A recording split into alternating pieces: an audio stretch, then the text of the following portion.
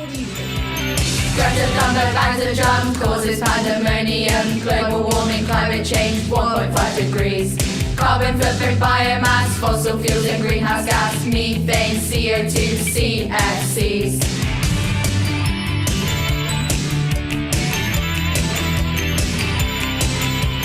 Glaciers, ice caps, melting snow, shrinking maps, Maldives, rising seas, widespread famine and disease. Amazon, Borneo, Armageddon, embers close, slash and burn, no return, there's chainsaws in the Congo.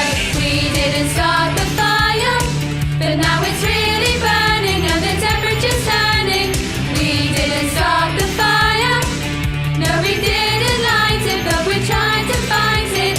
Flash floods, danger zones, hurricanes and cyclones, wildfires, burning past pollution in our seas.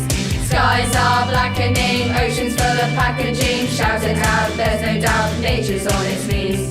Attenborough, Donald Trump, climate champion, climate chump. Skeptics still deny the proof of an inconvenient truth. Reduce, reuse, recycle, no excuse. Act now, face the truth, it's a challenge all on you. We didn't start the fire, but now it's really burning and the temperature's turning. We didn't start the fire, no we didn't light it, but we're trying to fight it. Under 18 cannot vote. Maria's direct hit, devastating Puerto Rico. The biggest catastrophe in Puerto Rican history. Evacuate or die. Puerto Rico es una zona de desastre. Desastre natural. Desastre. I've been reporting on large-scale disasters for 2 decades. Superstorms, wars, economic meltdowns. My focus is less on the fact of these shocks than on how they are so often exploited. How governments, corporations, and investors have learned to take advantage of the desperation and distraction in the aftermath of these events to push through radical policies, privatization, deregulation, and austerity laws that remake societies in the interests of a tiny elite. I saw it happen in Iraq after the U.S. invasion, when the country was treated as a blank canvas for libertarian fantasies, and again in New Orleans after Hurricane Katrina, when the storm became the excuse to rapidly shut down public schools and public housing and replace them with more profitable alternatives. Even before Hurricane Maria made landfall in September of 2017, many Puerto Ricans worried about another episode of this long story, about how the storm could be used to attack their austerity-starved public services and to snap up damaged beachfront property on the cheap.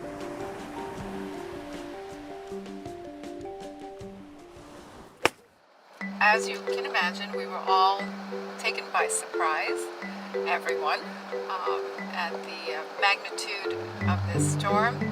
Initially, in those first couple of days, we felt that perhaps this whole business would be wiped out. I can speak to the luxury side, and surprisingly enough, we did not see any loss of interest in the marketplace. Welcome to Dorado Beaches. We have here a double high ceiling in the living room. Let's see the garden, because the magic of this house is the garden. You see there's a level of sophistication, yet Caribbean flair. So are you hearing from people who think they can get a good deal in Puerto Rico because of the hurricane? Absolutely, everybody. We call it pre-Maria, post-Maria. There's been a lot of talk about disaster capitalism here in Puerto Rico and in many places in the world that have been hit by disasters in recent years. What makes Puerto Rico different? One of the particularities of Puerto Rico is that this major historic storm occurs on top of an already existing major historic economic crisis. People were already in a kind of state of shock, and severe economic policies were already being applied. So what are the ways that a crisis like this can be profitable? As you know, as you've written about, in these moments, a lot of things are suspended, expectations are changed, and so laws can be passed and things can be put into place that would have otherwise not been acceptable. And I think right now the main thing that was already on the horizon is going to be the privatization of public services. So some speculate that part of why the electricity company has been so slow in getting back up is that they're preparing for privatization of all of it. Things also like public transportation system, all of those services that were already weakened, had already been disinvested from by the government because of the financial crisis, it's to be expected that all of them are probably going to be sold, and they'll probably be sold at a very low price, because now they can say, oh, because of Maria, everything is devastated, everything is broken. It has been the most devastating natural disaster over the last 100 years. So naturally, infrastructure suffered, telecommunications suffered. Now, I believe that can be seen as a silver lining opportunity. Deseo informarte, una de las iniciativas de mayor impacto para la construcción de un nuevo y moderno Puerto Rico, la transformación de nuestro sistema energético.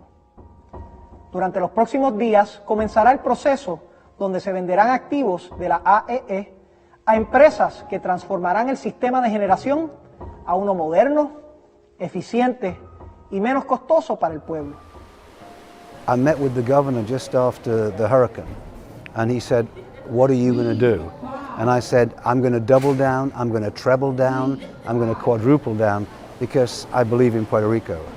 This is Isla Verde Beach, and to me, this is the finest urban beach in the Western Hemisphere. This is the new pool that we're putting in. We're building a new beach bar and restaurant. You'll see next door there's a new hotel. There'll be another new hotel on the point. Really what the government is doing and has the chance to do is a once-in-a-lifetime opportunity to repair and rebuild the infrastructure of the island.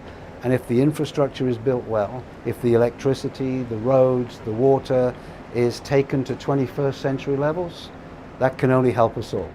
The big question hanging over the reconstruction is this: who is Puerto Rico for? Is it for Puerto Ricans, or is it for outside investors and tourists? And after a collective trauma like Hurricane Maria, who has the right to make these fateful decisions? Because many Puerto Ricans have their own ideas about how to replace their shattered infrastructure. And it isn't about selling it off for profit. It's about reimagining how the island generates energy, feeds itself, teaches its kids, and heals its sick. A people's recovery. And like the shock doctrine, it was already underway before Maria. Casa Pueblo is a community-based organization with 38 years of history defending our national territory. We have a commitment towards sustainable development. Solar power is our first and sole energy source. We were just a few in 1999 when we started with solar power. And all of a sudden, Casa Pueblo after the hurricane was still running.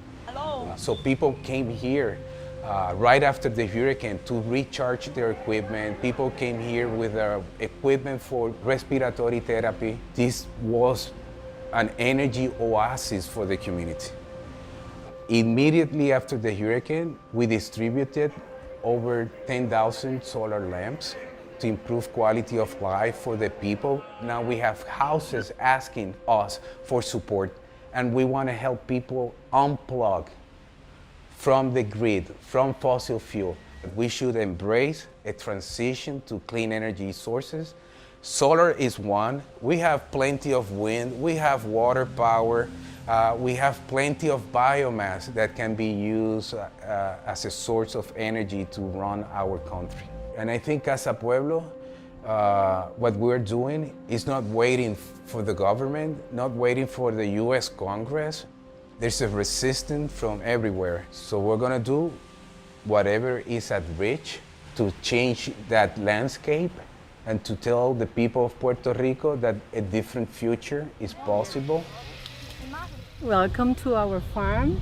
Here we are in Orocovis, that's the center of the island. It's beautiful work. Yeah, it is beautiful. It is. And it's green. It's green, yeah. We'd heard that there had been so much damage to the forests, but 4 months later... Well, it was like a fire. Like a fire had passed. But now we're in shape. In the history of Puerto Rico became a U.S. colony in 1898. During the 40s, there was a very strong push to get people out of poverty. And poverty became directly equated with being peasant, with being a farmer. So the idea was to break down rural communities, get people to the cities, get them in cement homes, and at the same time, see how we could benefit or how the U.S. could benefit from Puerto Rican production of goods that were consumed in the U.S., they start pushing large-scale coffee plantations, large-scale sugar plantations. Puerto Rico has this situation that in terms of food security, we're very insecure because we import a lot of food. More than 80% of our food comes from abroad, right? By the port of San Juan. And we've always been saying within our movement that that's a problem, right? Because of climate change, right? We can have something happen with that port and then we'll be doomed. Maria highlighted that within a night. The next night, we didn't have food, we didn't have water, we didn't have electricity, we didn't have anything. A lot of conventional farmers right now are starving. Even though they have amazing amount of land, they didn't have anything to harvest because they had followed the Department of Agriculture's instructions for monocultures of coffee, whereas before, traditional agroecological farm would be intercropped with oranges, with bananas, with plantains, and that provides for your family. That next day, agroecological farmers were back to the land. We had farmers already ready to sell at the markets. We can feed the people with sustainable practices that do not harm the environment, that promote resilience within the farm and within the community. We knew that was possible even before Maria, and this is a moment for us to reflect and also make it more visible. Tell us what you're doing. Ahora mismo acabamos de cosechar y trajimos lo que cosechamos para pecotar la vaina y las semillas. Y llevarlo a la casa, mi mamá las puede hacer, se las paso a mi abuela. Y mi mamá se quita, como quien dice, esa preocupación de tener que pensar qué le voy a hacer a mis hijas para comer. Ahora mismo muchas personas tienen situaciones en sus casas y cuando no tengan que comer, pues aquí lo tienen, la tierra se los provee sin ninguna necesidad. What's it like to go to school where there's this very special farm? Wow, eso no hay palabras para describirlo porque esta clase es como llegar a otro mundo. Siempre estoy conectada con la tierra, cuando yo trabajo en ella siento como si la tocara y ella me tirara un lazo entre sí para conectarse con la humanidad. Arturo's solar oasis, Dalma's farm school. These places feel a little bit like stepping through portals to another world, to a parallel Puerto Rico, where with little more than local knowledge and the island's famous sunshine, people have been able to power and feed their communities. But these are tiny islands of functionality in a sea of desperation, where families are still living without electricity or running water. Though Dalma's farm rebounded from Hurricane Maria in no time, the adjacent school was closed for 2 months and still lacks electricity. It's important for the school to open because the kids need food, water, and people who share with them about their experience. The only problem is the light. We don't have light yet. The light of the sun only. Many Puerto Ricans fear that the slowness to reopen schools, like the failure to get the lights back on, is part of a plan to radically remake the school system, to shut down more than 300 schools and privatize many of the ones that are left. It's a project that predates Maria, but when the storm hit, Puerto Rico's Secretary of Education moved it into fast forward. You would imagine a secretary having some kind of sensibility towards our population and saying, let's open the schools, let's comfort their children, let's bring the teachers back, let's get them to talk to the peers. But that's not what happened. Immediately after the hurricane, the first thing she says is, this hurricane gives me the perfect opportunity to do the reform that I wanted to do that was not able to. We learned from the experience of Katrina what she was talking about. Esto mano derecha en la escuela, que fue cerrada. Déjame subir y bajar. Los padres tienen un cartel con un mensaje para la Secretaría de Educación y para la comunidad, exigiendo que no se permita. Porque esa escuela se le fue, todo eso se le fue completo, el techo completo. Y conseguimos los donativos, compramos las planchas y las montamos, y la escuela está abierta. Ahora mismo aquí vinieron, aquí hay muchos contratistas, y me dijeron, mira, nosotros estamos dispuestos, los mismos comercios, de venir e instalar. Entonces un momento dado yo se lo dije a la directora. Entonces me dijo, no, que aquí no permiten que entre ningún padre a tocar por los seguros, que se responsabilidad pública. Todas las escuelas que nosotros hemos reconstruido en Buster. Entonces, eso es una excusa para cerrarla. Y el gobierno, como yo te dije, el gobierno apuesta al cansancio, que somos de carne y hueso y que el ser humano se desgasta y se desanima. Y nuestro trabajo es darle ánimo a la gente para que sepan que es posible revertirlo, si creemos en nosotros. Hace unos días les comuniqué nuestra decisión de transformar la Autoridad de Energía Eléctrica. El camino hacia la transformación no se detiene. Hoy damos inicio a una profunda transformación de la educación. Estaremos implementando las escuelas alianzas, conocidas en algunas jurisdicciones como charter schools. If there's something wonderful about the people of Puerto Rico, is that even though most of them lost their homes, even though a lot of them had no food, a lot of the people, they fought for their schools. La educación no es un negocio y nosotros vamos a defenderla, cueste lo que no cueste.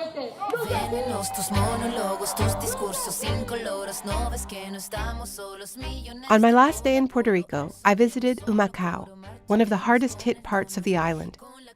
It was for a gathering of several hundred organizers and intellectuals from across Puerto Rico and a few visitors from further afield.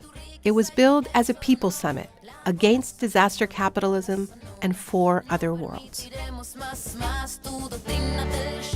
En ese momento, entonces, cuando todo el mundo está preocupado por sobrevivir, por buscar agua, por ver cómo no está cobrando, por ver cómo consigue alimentos, en esos momentos entonces se plantea como la única solución ante el desastre, entonces privatizar, cortarnos nuestros derechos, se establece un estado de excepción que entonces permite pasar todas estas medidas poco populares en un momento en que la población no tiene la fuerza, o ellos piensan que no tenemos la fuerza para reaccionar debidamente y a tiempo a estas situaciones.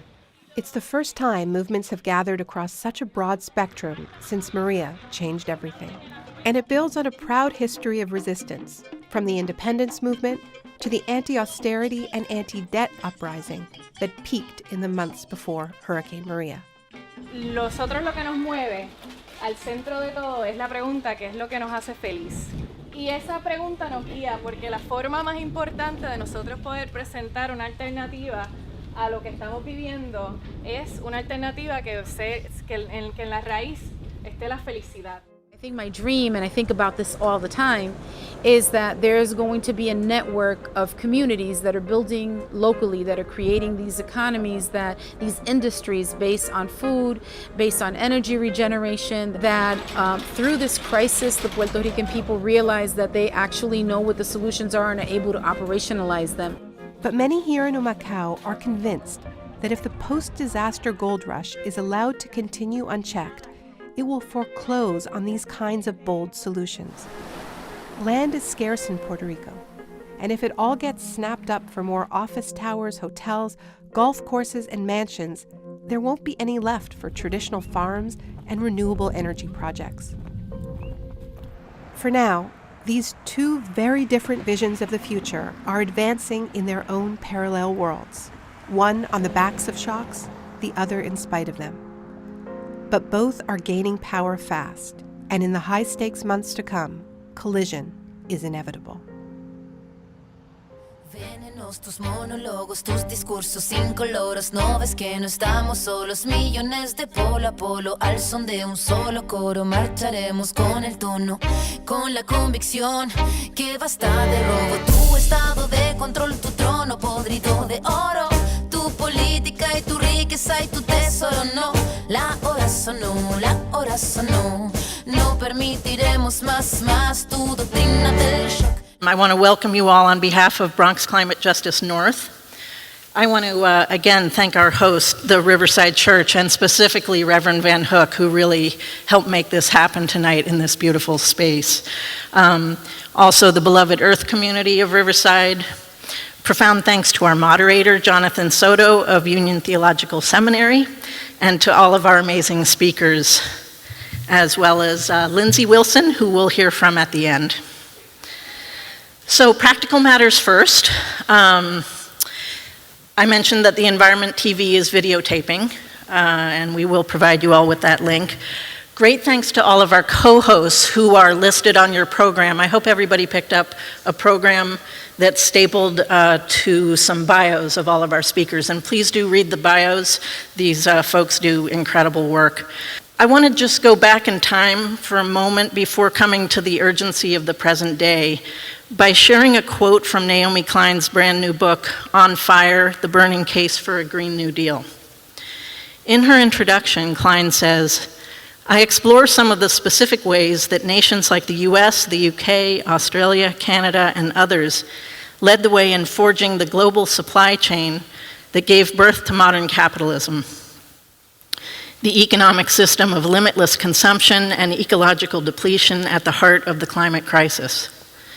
It's a story that begins with people stolen from Africa and land stolen from indigenous peoples, two practices of brutal expropriation that were so dizzyingly profitable that they generated the excess capital and power to launch the age of fossil fuel-led industrial revolution, and with it, the beginning of human-driven climate change. Klein quickly leaps ahead to more recent history, describing the ways in which the Green New Deal has deep roots in long-standing justice movements. In weighing the relative contributions that electoral politics and movements must make to the creation of a Green New Deal, she says, we must never forget that any administration attempting to implement a Green New Deal will need powerful social movements backing them up and pushing them to do more. Indeed, she says, the single largest determining factor in whether a Green New Deal mobilization pulls us back from the climate cliff will be the actions taken by social movements in the coming years. Because as important as it is to elect politicians who are up for this fight, the decisive questions are not going to be settled through elections alone, but through building enough political power to change the calculus of what is possible. This forum is not really meant to be a rally for the Green New Deal, but more a discussion of what we, the people, through our movements for social justice, want and need the Green New Deal to be. As yet, it is just a dream, but it's a dream that many forces are already seeking to tear down. We deeply appreciate Congresswoman Ocasio-Cortez and her young collaborators in the Sunrise Movement for giving the Green New Deal its latest political incarnation and its current media spotlight. But as AOC herself has said many times, the GND resolution that she and Senator Markey introduced last February was meant as a conversation starter, a loose framework that is not yet binding legislation. It leaves out a lot. As Naomi Klein, Cooperation Jackson leader Kali Akuno, and others have noted, the AOC resolution harnesses capitalism, capitalist entrepreneurialism, and export of capitalist solutions to solve the very crisis they created. The resolution is not explicit about keeping carbon in the ground, about nuclear and coal never being clean, about the central role of the US military in driving up emissions, and about the climate debts of wealthy countries like the US and polluting corporations like ExxonMobil to poorer nations coping with a crisis that they did almost nothing to create. One of the most painful things about the times that we live in is the cognitive dissonance that we're all experiencing. Living in an emergency while seeing business as usual around us every day. That has meant that we've all needed to become screamers, shouting that the sky is falling.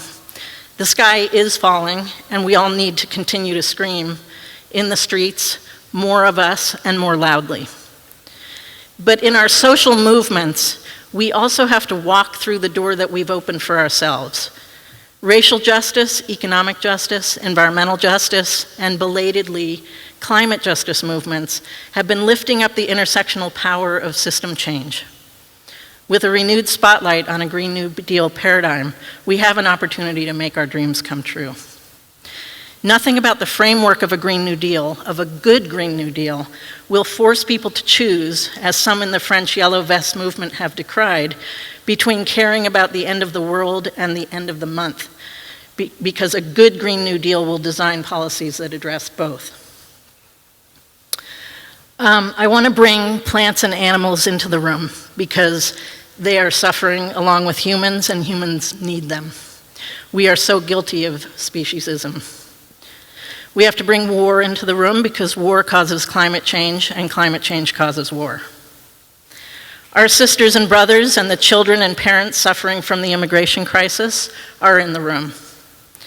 All those suffering right now and who have suffered or died in the past on the front lines of the climate crisis are in the room. The indigenous peoples of the Amazon are in the room, as are those suffering from the impacts of Hurricane Dorian right now. That includes those still suffering in Puerto Rico and other islands in the Caribbean from Hurricane Maria. Too many hurricanes to list. With us in this room are all those impacted by fires in Siberia and the Congo, by ice melt in Greenland and Iceland, by untenable temperatures in Europe, India, and Australia. Kentucky miners blocking coal trains are in the room. Human rights and the criminal injustice system and prison abolition are in the room. Reparations are in the room. The year 1619 is in the room. The struggle between capitalism and colonialism on the one hand, and ecosocialism and transnational solidarity on the other, is in the room. After an incredible zero emissions voyage, ocean voyage, our young friend Greta Thunberg is in New York, and she is most certainly in the room with us. Let's call it all in. Let's call us all in, because all of it and all of us together will solve the crisis. We're ready. We're not starting from zero. We've been building and creating toward this moment for decades. The battleground is laid between social movements and green capitalism, between social movements and the 1%, between social movements and the far right, between social movements and white supremacy. We have rarely had a better opportunity or a shorter timeline to create and to act in community and in love. I want to turn the podium over now to a dear comrade and friend, Roberto Murcaro Barrero of the United Confederation of Taino People, for a land acknowledgement, and then we'll hear from Jonathan Soto, who will moderate tonight's forum. Thank you. Taigwe ituno kena atia ono. I just wanted to greet you in my own indigenous language, my Taino language, and just say hahom ituno, sister and brothers, for this opportunity to come together with a good heart, good mind, good spirit. I was asked to offer up a land acknowledgement, and for those who don't know, the Taino people are indigenous peoples of the Caribbean region, but our homeland's also extended into the southern tip of Florida.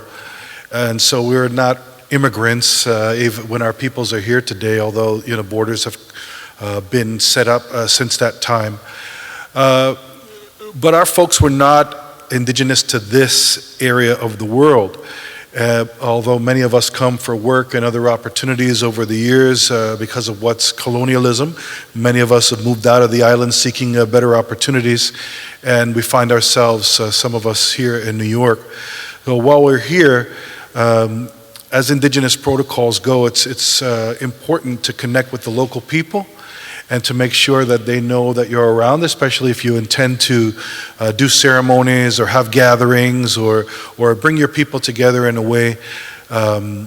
It's just a good idea to reach out to them and know. So the United Confederation of Taino People has a treaty with the Lenape people, the Ramapo Lenape, and the Lenape were one of the original peoples of Manhattan and the area. So before this gathering, I contacted Chief Dwayne Perry. I just let him know what I was going to be doing this evening, and just let him know that I would extend greetings on behalf of the Ramapo and the other three Lenape nations who are now on the New Jersey side of the border today, as well as up in Canada and even beyond, maybe some in Oklahoma and in Wisconsin, and wherever else they might be. So I'm just going to sing a brief song, just in the spirit of what our sister Jennifer just did to bring people in. I'm so honored to be here with everyone that she brought in, physically and spiritually. And with that in mind, for us as Taino people, it's important to recognize our relationship with the world around us. And so at this particular time of year, it's really important. So our ancestors used to engage with these elemental forces, and today we're seeing the real heavy impacts of these forces that people call hurricanes, where you get from the Taino word huracan. And so our folks would sing to the hurricanes. And the elders said over the years that as people stop singing or sing less and less, those storms are going to get more harsh and more powerful because we're forgetting that relationship, we're forgetting that covenant, and we're not keeping up with our side of the deal. So in this sense, we're acknowledging those winds that are coming. We're acknowledging them with respect and acknowledging the change that the winds bring. And it's not an evil or a good thing. It's just that something that happens, and that's the way our folks see it.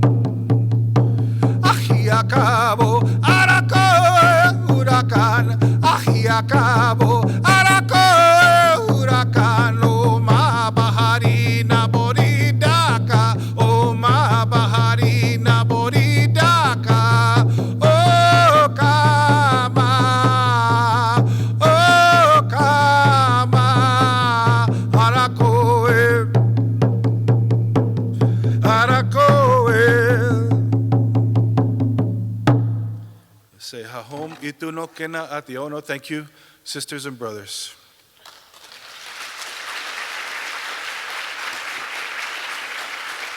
So good evening, and greetings. Thank you for joining us today and this evening.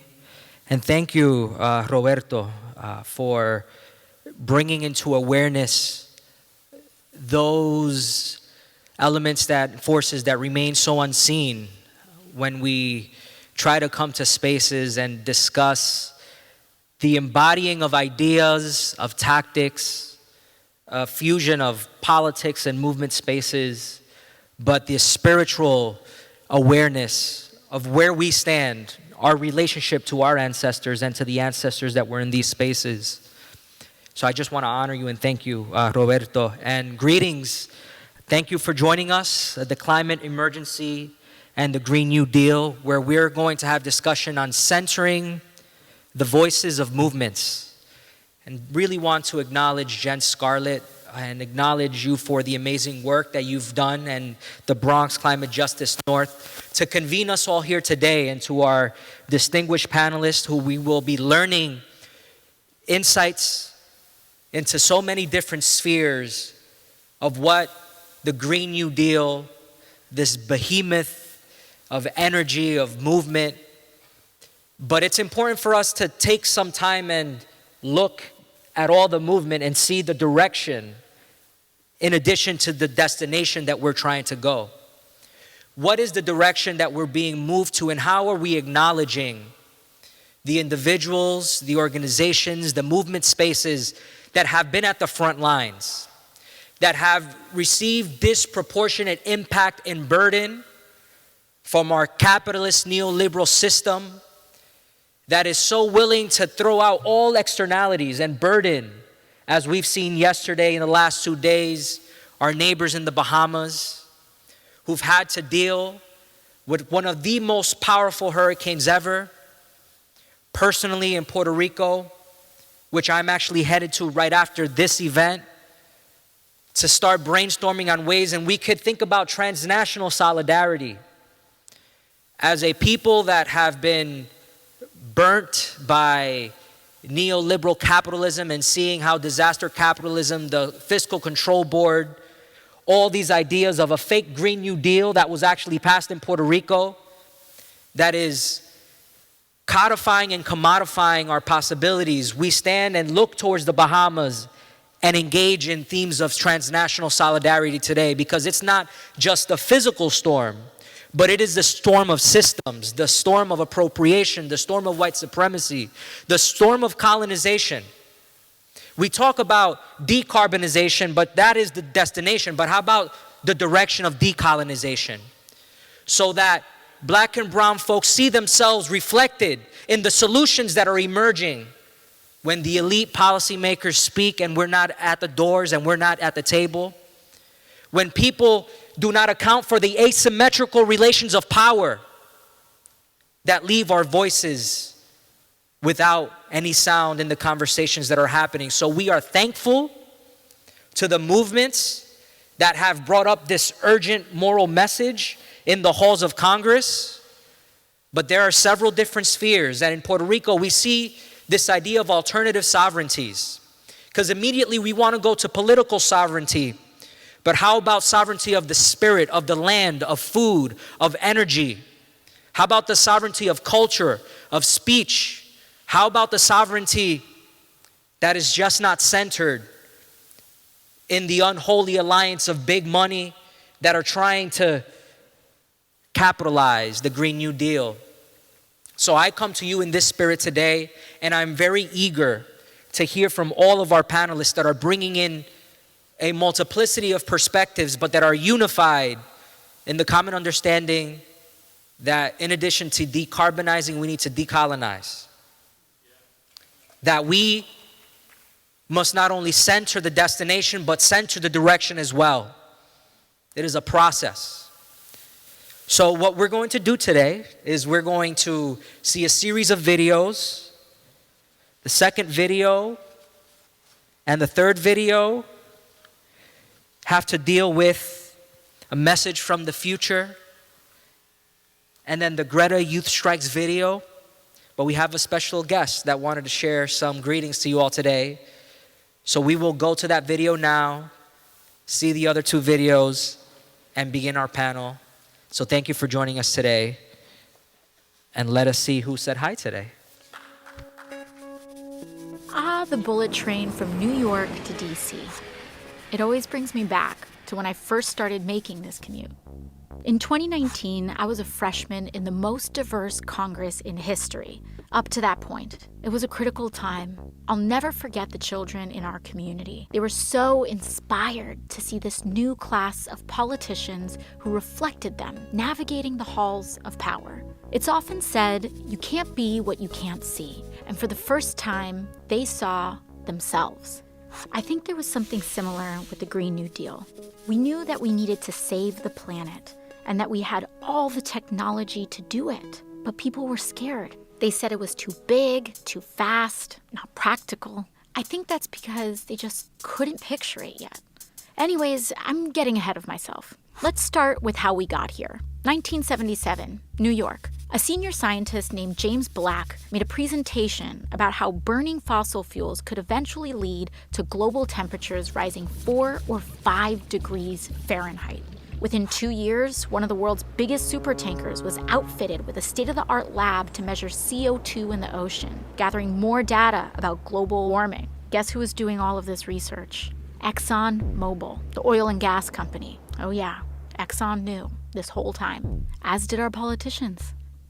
10 years later, James Hansen, NASA's top climate scientist, told Congress he was 99% certain that global warming was happening and caused by humans. That was 1988, the year before I was even born.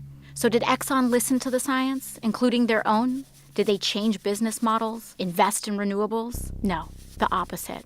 They knew and they doubled down. They and others spent millions setting up a network of lobby groups and think tanks to create doubt and denial about climate change. It was an effort designed to attack and dispute the very kind of science they themselves had been doing. And it worked.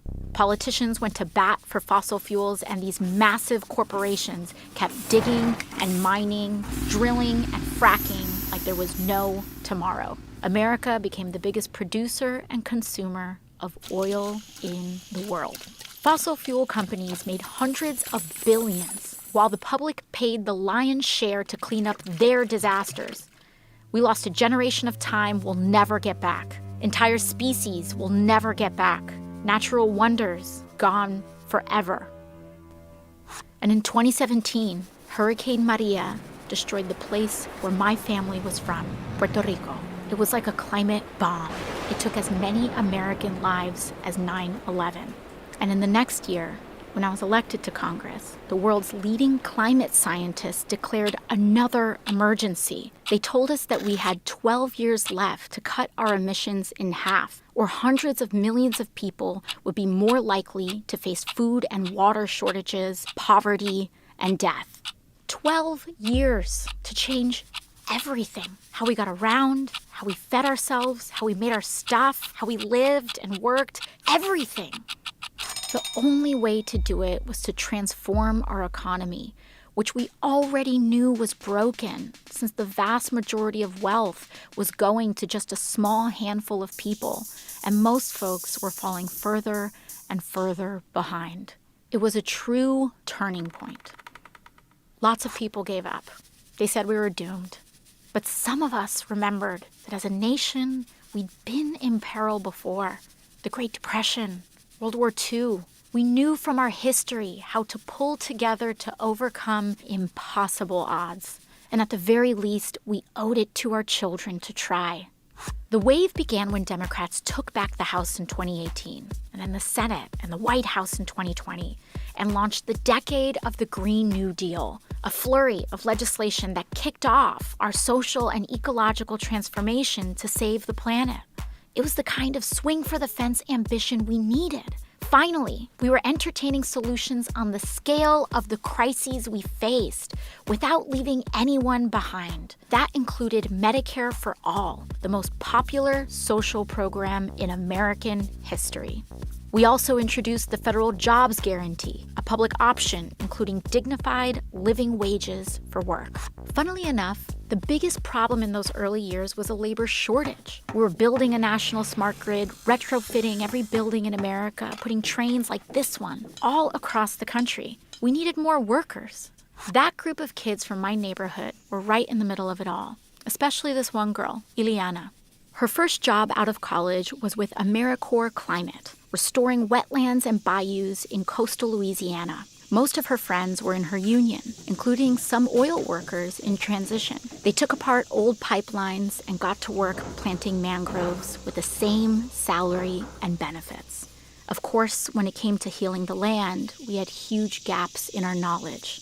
Luckily, Indigenous communities offered generational expertise to help guide the way. Ileana got restless, tried her hand as a solar plant engineer for a while, but eventually made her career in raising the next generation as part of the Universal Child Care Initiative. As it turns out, caring for others is valuable, low-carbon work, and we started paying real money to folks like teachers, domestic workers, and home health aides. Those were years of massive change, and not all of it was good. When Hurricane Sheldon hit southern Florida, parts of Miami went underwater for the last time. But as we battled the floods, fires, and droughts, we knew how lucky we were to have started acting when we did. And we didn't just change the infrastructure, we changed how we did things. We became a society that was not only modern and wealthy, but dignified and humane too. By committing to universal rights like healthcare and meaningful work for all, we stopped being so scared of the future. We stopped being scared of each other, and we found our shared purpose. Ileana heard the call too, and in 2028, she ran for office in the first cycle of publicly funded election campaigns. And now she occupies the seat that I once held. I couldn't be more proud of her, a true child of the Green New Deal. When I think back to my first term in Congress, riding that old school Amtrak in 2019, all of this was still ahead of us.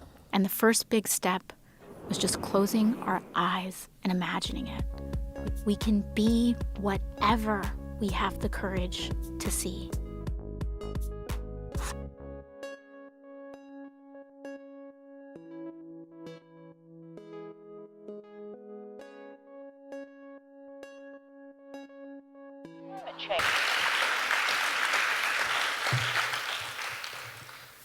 So as someone coming from a right across next door, a theological institution, and here at Riverside, where so many great an emergence of economic justice analysis that came from MLK, but which cost him his life, we see that there's a lot of capital that might not be happy about what's happening here. But as we saw with this video, the last generation that is supposed to reap whatever benefits we have from our system that is breaking is actually and shall be the first in reimagining a society and reimagining a moral urgency to act.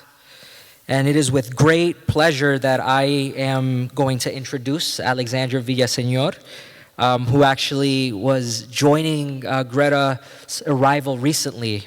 And Alexandra Villaseñor is a 14-year-old climate activist living in New York City and was frustrated by the lack of progress at COP24 and inspired by 16-year-old Swedish climate activist Greta Thunberg. Alexandra began her own solo weekly school strike for climate in front of the United Nations headquarters on December 14, 2018, and has been on climate strike every Friday ever since then. And soon after she began, Alexandra became a national international Fridays for Future organizer for the first ever global youth climate strike that occurred on March 15, 2019. This historic strike mobilized 1.6 million youth from 123 countries to demand climate action from our world leaders. For her work, Alexandra was awarded the 2019 Tribeca Film Festival's Disruptor, the Common Good Foundation Changemaker Scholarship, the Earth Day Network 2019 Youth Climate Leadership Award, and recently made Politico's list of the top 100 people influential in climate change policy. Today, Alexandra continues to organize ongoing Global Fridays for future climate strikes and is also the founder and executive director of her own nonprofit, Earth Uprising, where she is working to bring accurate climate change education into schools and helping youth mobilize for direct action. Personally, Alexandra stands for the 50% reduction in global greenhouse gas emissions by 2030, as outlined in the October 2018 IPCC special report, and intends to continue her school strikes, climate activism, and direct action until the goal is reached. So I'd like to welcome to the podium Alexandra Villaseñor with her remarks.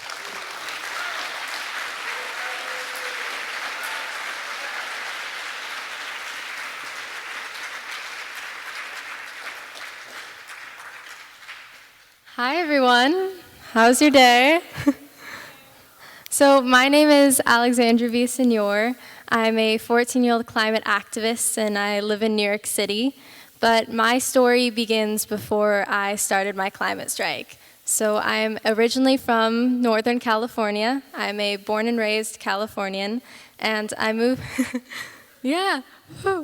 and I moved to New York City last August. But I still have a lot of family in Northern California, so I ended up visiting family back there last November. So I ended up being with family when the Paradise Fire broke out, and so my hometown was only an hour away from Paradise, so we had gotten a lot of the smoke. At one point, it reached 350 AQI, which is air quality index, and it was the worst air quality in the world. So because the smoke was seeping into my house, we had to roll up wet towels and put them under windows and doors to keep the smoke from coming inside. My family had to send me back to New York City early because I have asthma, and that was not a healthy situation for me to be in. So once I got back to New York City, I started to research the effects of the climate crisis. So I saw the connection between California's wildfires and climate change. So how climate change is fueling California's wildfires, making them more intense and all year round. So that really made me start to pay attention. I was upset and I was mad that this is something my generation will have to deal with. So I saw COP24, and I'd seen Greta Thunberg speak and address world leaders, and she had really empowered me to come join her with her activism and go out and strike the last day of COP24, which was December 14th of 2018, in front of the United Nations headquarters. So I've now been on school strike every Friday for the past 39 weeks in solidarity with Greta Thunberg.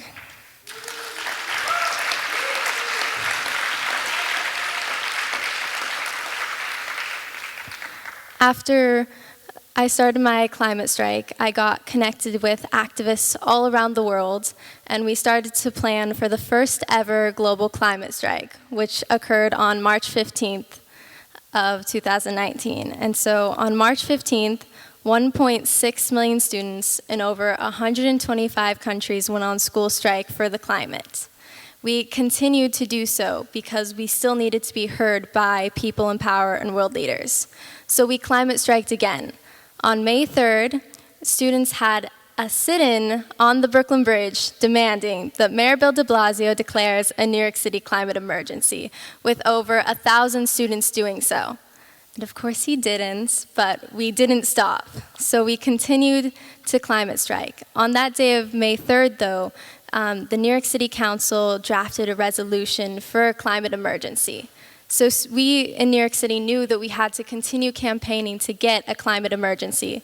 So again, on the next Global Climate Strike Day on May 24th, where 1.9 million students in over 150 countries went on school strike, because this movement is growing and it's still growing. So students in New York City, over 5,000 students had a die-in in Times Square with a bunch of help from campaigning organizations in New York City. We finally got the New York City climate emergency this past couple of months.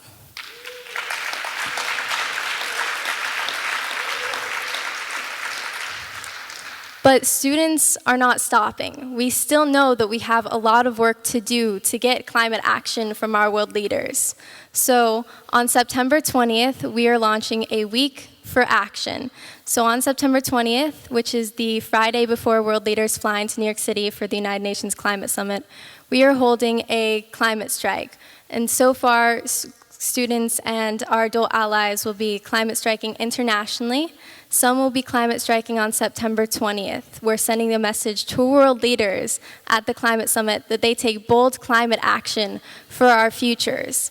And we are ending this strike, this week for action, on September 27th, where we will send that final blast to world leaders that we are still watching them, that they take action. So we hope that you join us on September 20th. In New York City, students will be assembling at noon at Foley Square. We're calling on world leaders. We'll have global youth here for the United Nations Youth Climate Summit. So this message is international. And really, what's so important about this current movement, the climate movement, is that with this civil disobedience, we are disrupting the system. When we disrupt the system, we break the system. And when the system is broken, then we have this amazing opportunity to make the system better. And that is what we are going to continue to do. So I hope you all join us on September 20th.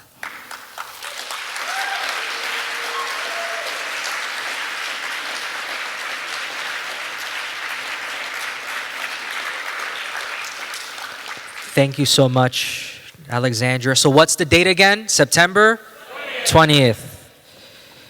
So in your programs, you have extended bios of all the speakers, so I'm going to refrain from reading the bio, but if you'd like to learn more about each of our amazing speakers, please look towards your program.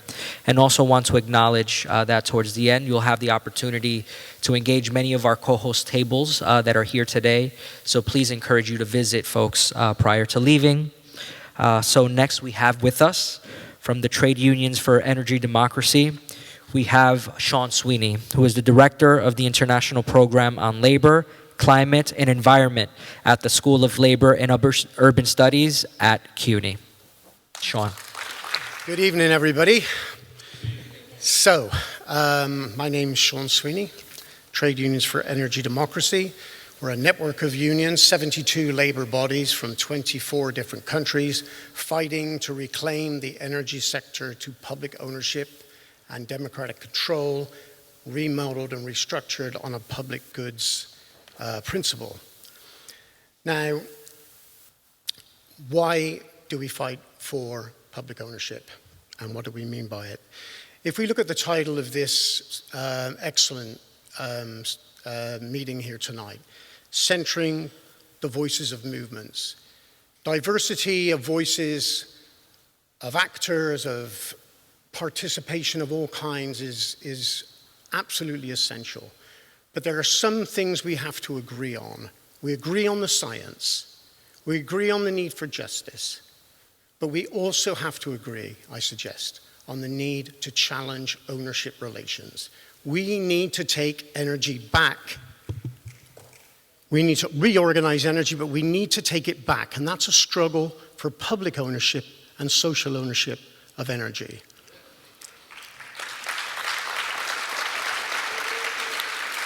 You know, when we confront odds that seem so unfavorable that all you really want to do is put a blanket over your head, if you're lucky enough to have one, and hope that something turns up, you know that's not a good feeling. But we also know, if we know something about climate change, that if we can't control the energy system, we will not be able to stabilize the climate. And energy for profit is what's driving the whole profit system. It's financing for profit, it's transport for profit, it's everything for profit.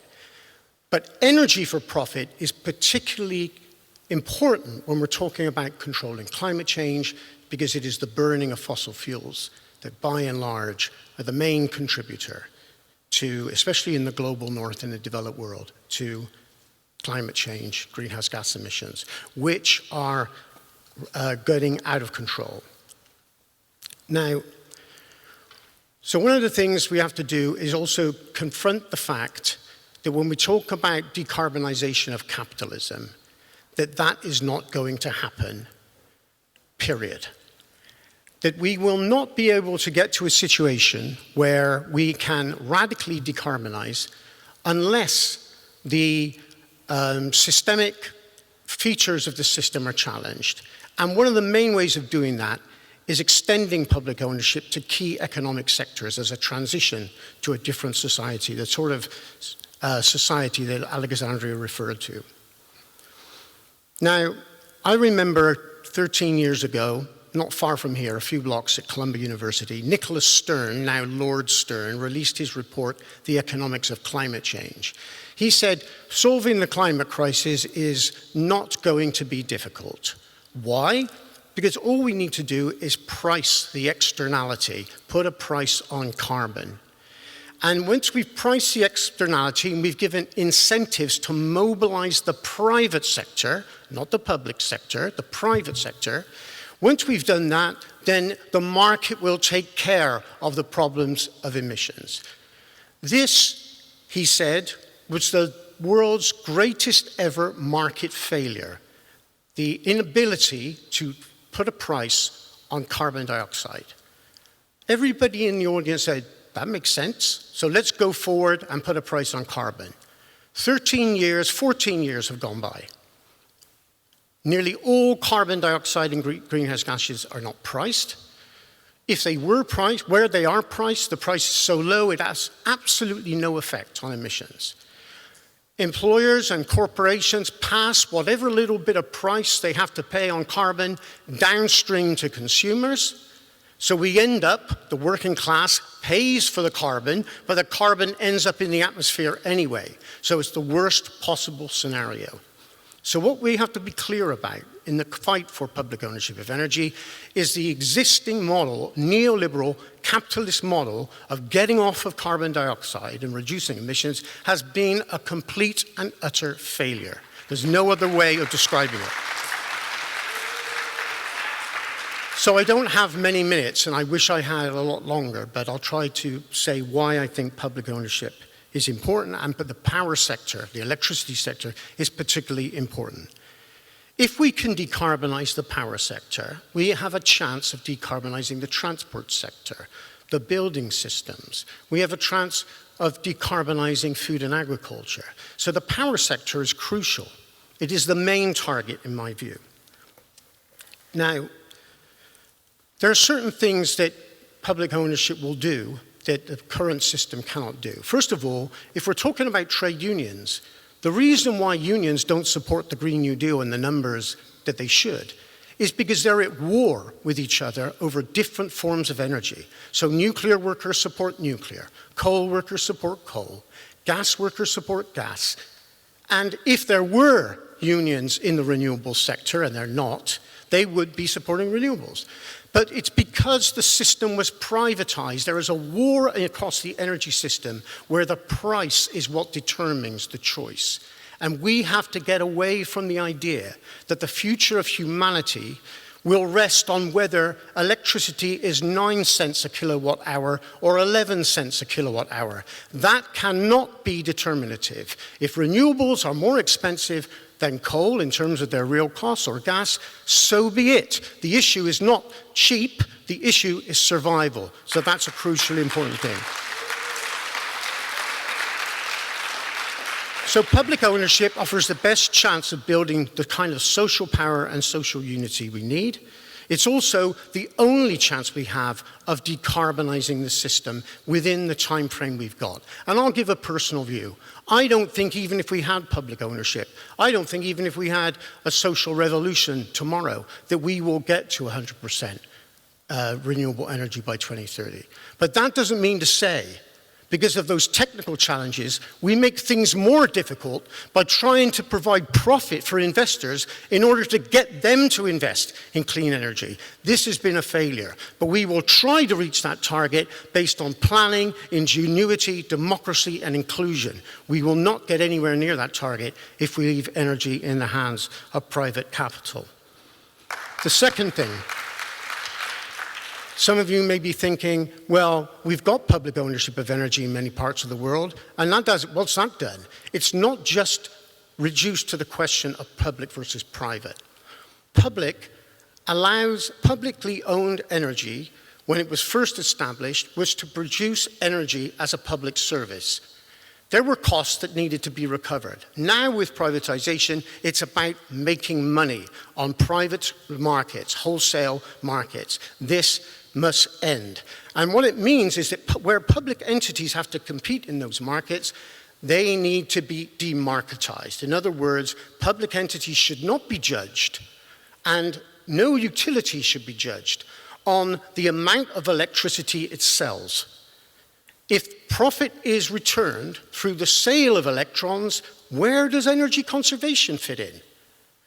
We got no chance of reducing energy demand unless we decommodify and demarketize the electricity sector and the energy system. So I'll conclude with a couple more quick observations about democracy and why we call it energy democracy. Please understand that most of the unions involved in the project Trade Unions for Energy Democracy support full democratization at all levels of the system. But this cannot be interpreted as local energy. Local energy has its advantages, but if local communities are having to compete with big multinational corporations in the energy sector, as soon as any subsidies or grants are removed, those community energy projects fold very quickly. We've seen this in Europe with the ending of the subsidies for renewable energy. Not only did investment fall dramatically in renewable energy, but so too did the deployment levels have flattened in Europe. And this is a global phenomenon. The levels of deployment are slowing on an annual basis now. The levels of investment in renewable energy are falling, precisely at a time when they need to be rising. So when we talk about democracy, it has to be at all levels, at the national level, the federal and state levels, regional levels, and even at the global level, because we do not want to be in a position of somebody invents something for the climate, and then we have some company puts a patent on it, and it won't be used in other parts of the world who can't afford to pay for that intellectual property. So we need full socialization and democratization of energy. I urge you to focus on this as much as you can. The principles, the ambition, the spirit of the room is wonderful. But when this meeting is over, we need to do the hard work of saying, what are we going to do to basically take back this system, reorganize the system, and put people in power? Then we can really begin to address the problems of climate change and have a real Green New Deal that we're proud of. Thank you.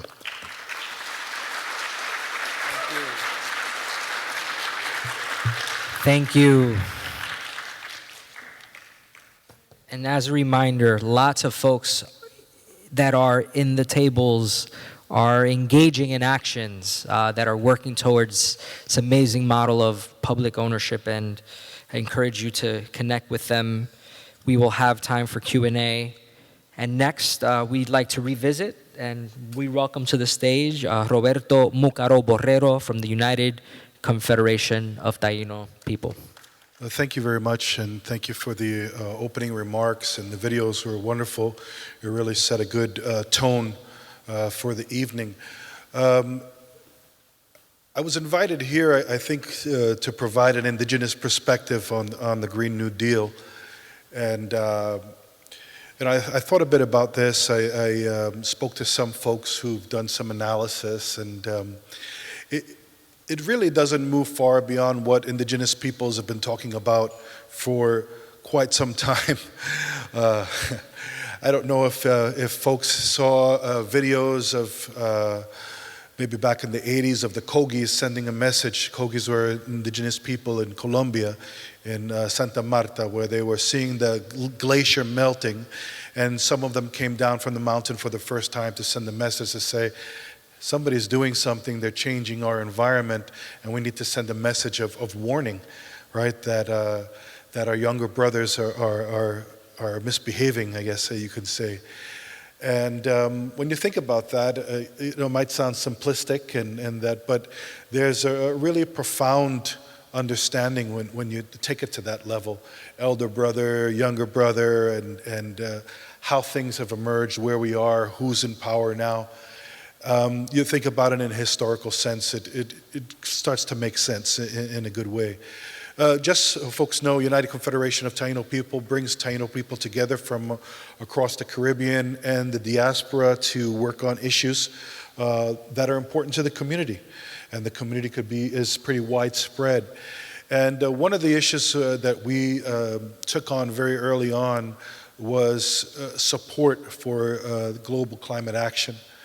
And we participated with other indigenous peoples in this theme at international meetings, at national meetings, at local meetings, etc.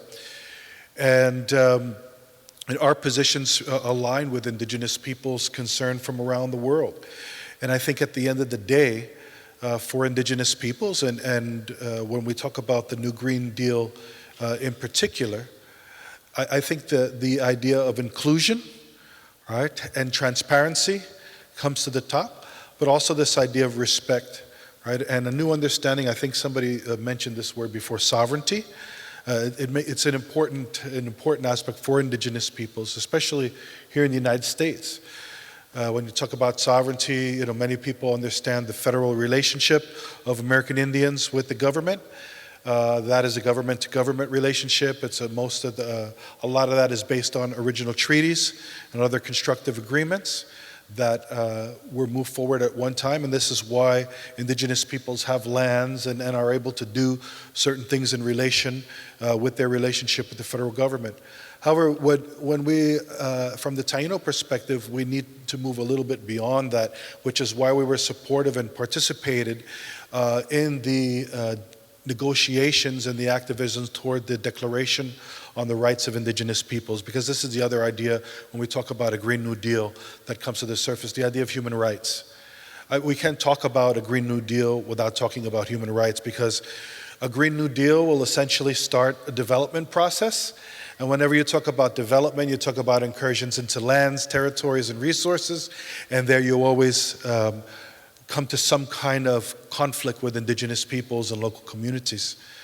So human rights, understanding the rights of indigenous peoples is tantamount, and which is why for us in the Green New Deal, where the bill mentions free, prior, and informed consent, I mean, that was huge. That's a radical change from what we've seen in the dialogue over the last few years now.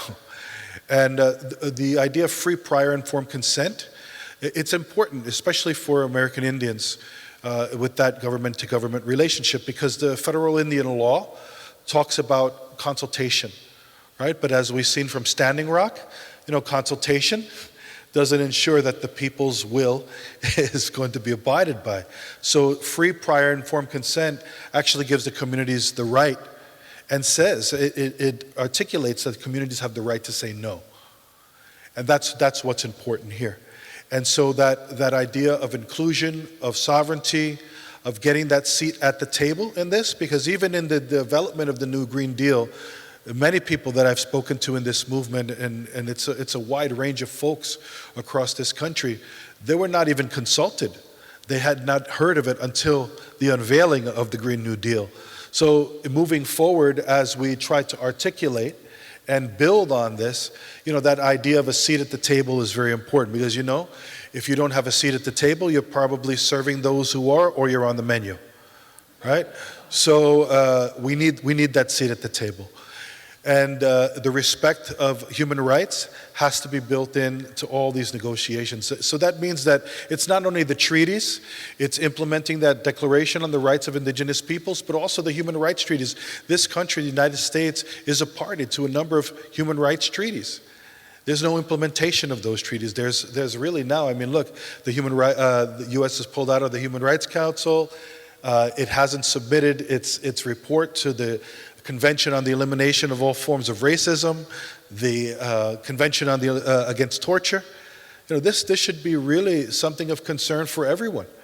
And so this idea of implementation of human rights in the discussions at the very beginning is important. Again, because development, right there is going to be conflict with local communities, indigenous peoples, and fast-tracking development. Oh, we have to engage. We have to get this new deal going. That means we have to build this road. We have to cut through the Amazon. We have to do this because we need more jobs. We need this. But what's going to happen there? You're going to infringe and violate human rights. Again, you can either respect human rights or you violate them. There's no in between. Right, so it's not like the states are giving us rights. We're talking about inherent rights, and that's what we need here to be built into this conversation moving forward. And I hope that with the climate strikes that are going on, that indigenous peoples are also included. We did work together on the climate marches in 2014 and the more recent one in Washington, and we look forward to continuing to partner. So I hope that we can move forward together in that way. But again, if we're going to take this Green New Deal, if it doesn't happen at the federal level, let's try to get it at the state level and make sure that the rights of indigenous peoples are included, and not just the federally recognized tribes. There are also state-recognized tribes that need to be part of the conversation, and non-recognized tribes. So with that, I just want to say thank you very much for the opportunity, and I look forward to hearing the rest of the speakers.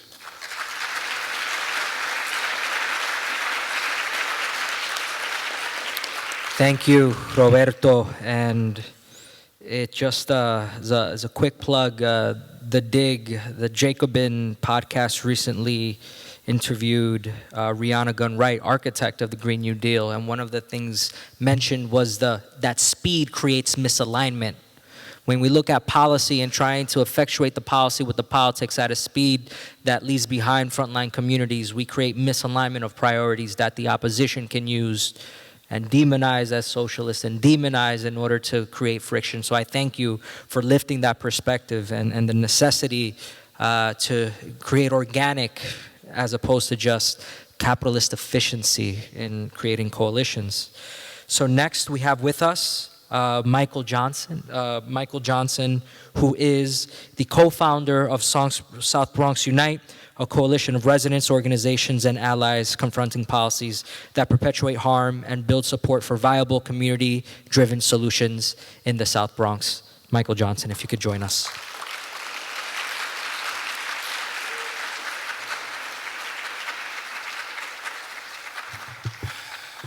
Wow. So first I've got to say thank you to Bronx Climate Justice North for bringing us to the table to talk about this important issue. Let's give them a round of applause.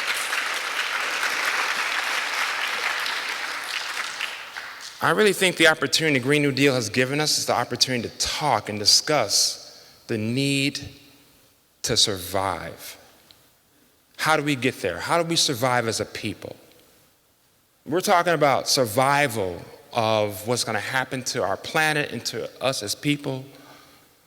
And that conversation is what we need to discuss, right? And this is an opportunity to do that. This resolution has just brought forth the opportunity to create ideas of how we can survive. And before I can really think about the solution, I have to go back to the past and see how did people survive the mass injustice of our past? Right, the foundation of our capitalistic society was founded on slavery. Enslaving people to create profit and capital for few over the many.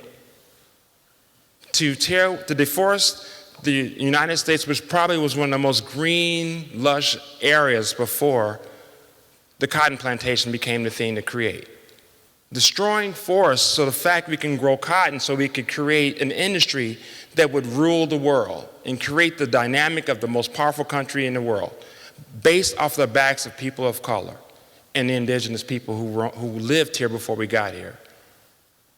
But how do we enslave people to create this industry that now created a situation that's created where we are today? Where my grandfather's great-grandfather was the first man in my family that was not enslaved. How did they survive? How did they find a way through all those injustices to come together and to create a way forward where I can be here to stand before you all today?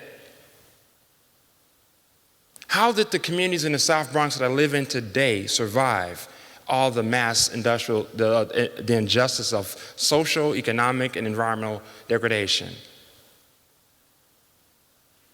These are all intertwining issues. It's all about social justice, right? The injustice of the past is social justice. The injustice of our environmental situation is all based on social and economic injustices.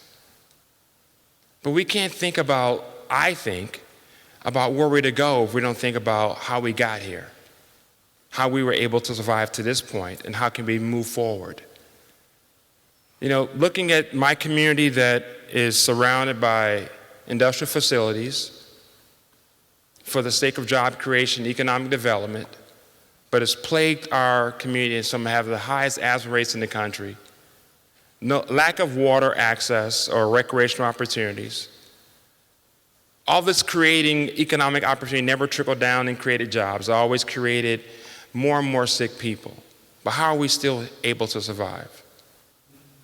Because our community came together and fought, regardless of thinking about we're going to rely on federal, state, or local government for our survival. We could not expect our future or our survival to come from the federal government changing capitalism or from us fighting capitalism and making sure we can change it. We're not going to change capitalism. What we can change is our ability to survive and how we can do that together, how we can unite our forces to look at the ways that we're going to survive the next storm and not expect the survival to come from the Coast Guard or the federal government or the United States government to come to survive or to rescue these people who are now really in need of help. But the help is, they're their own answer. They're the solution they're looking for. We are the solution we're looking for. We know the storm's coming. Are we going to rely on our government to be our survival? Or are we going to create that survival ourselves? In the South Bronx, we looked at how land and how, again, industrialization and how economics have plagued us for decades, for generations.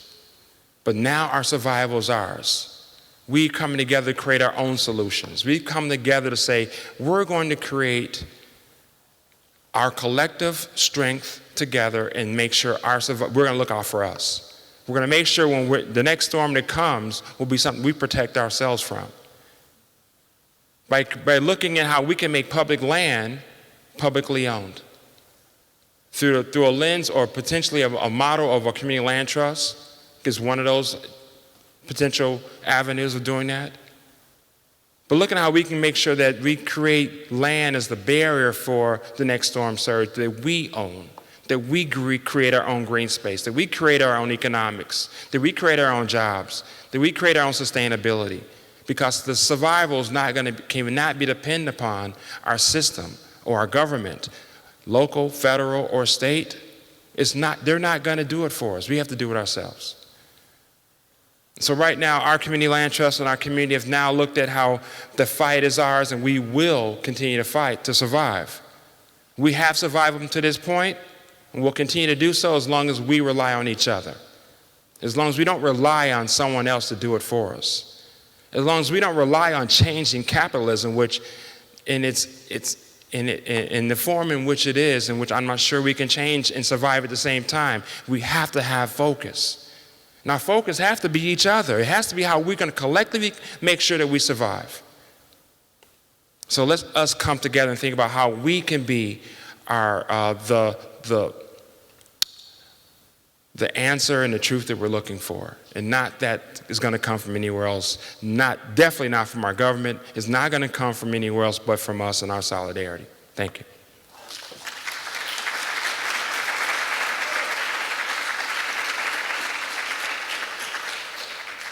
Thank you, Michael.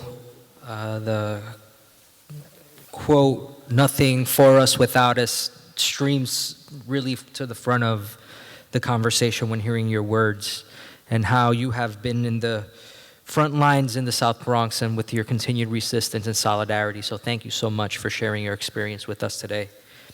And next, we have the chair of the Green Education and Legal Fund, and Mark Dunlea, who's going to join us at this time. Thank you so much.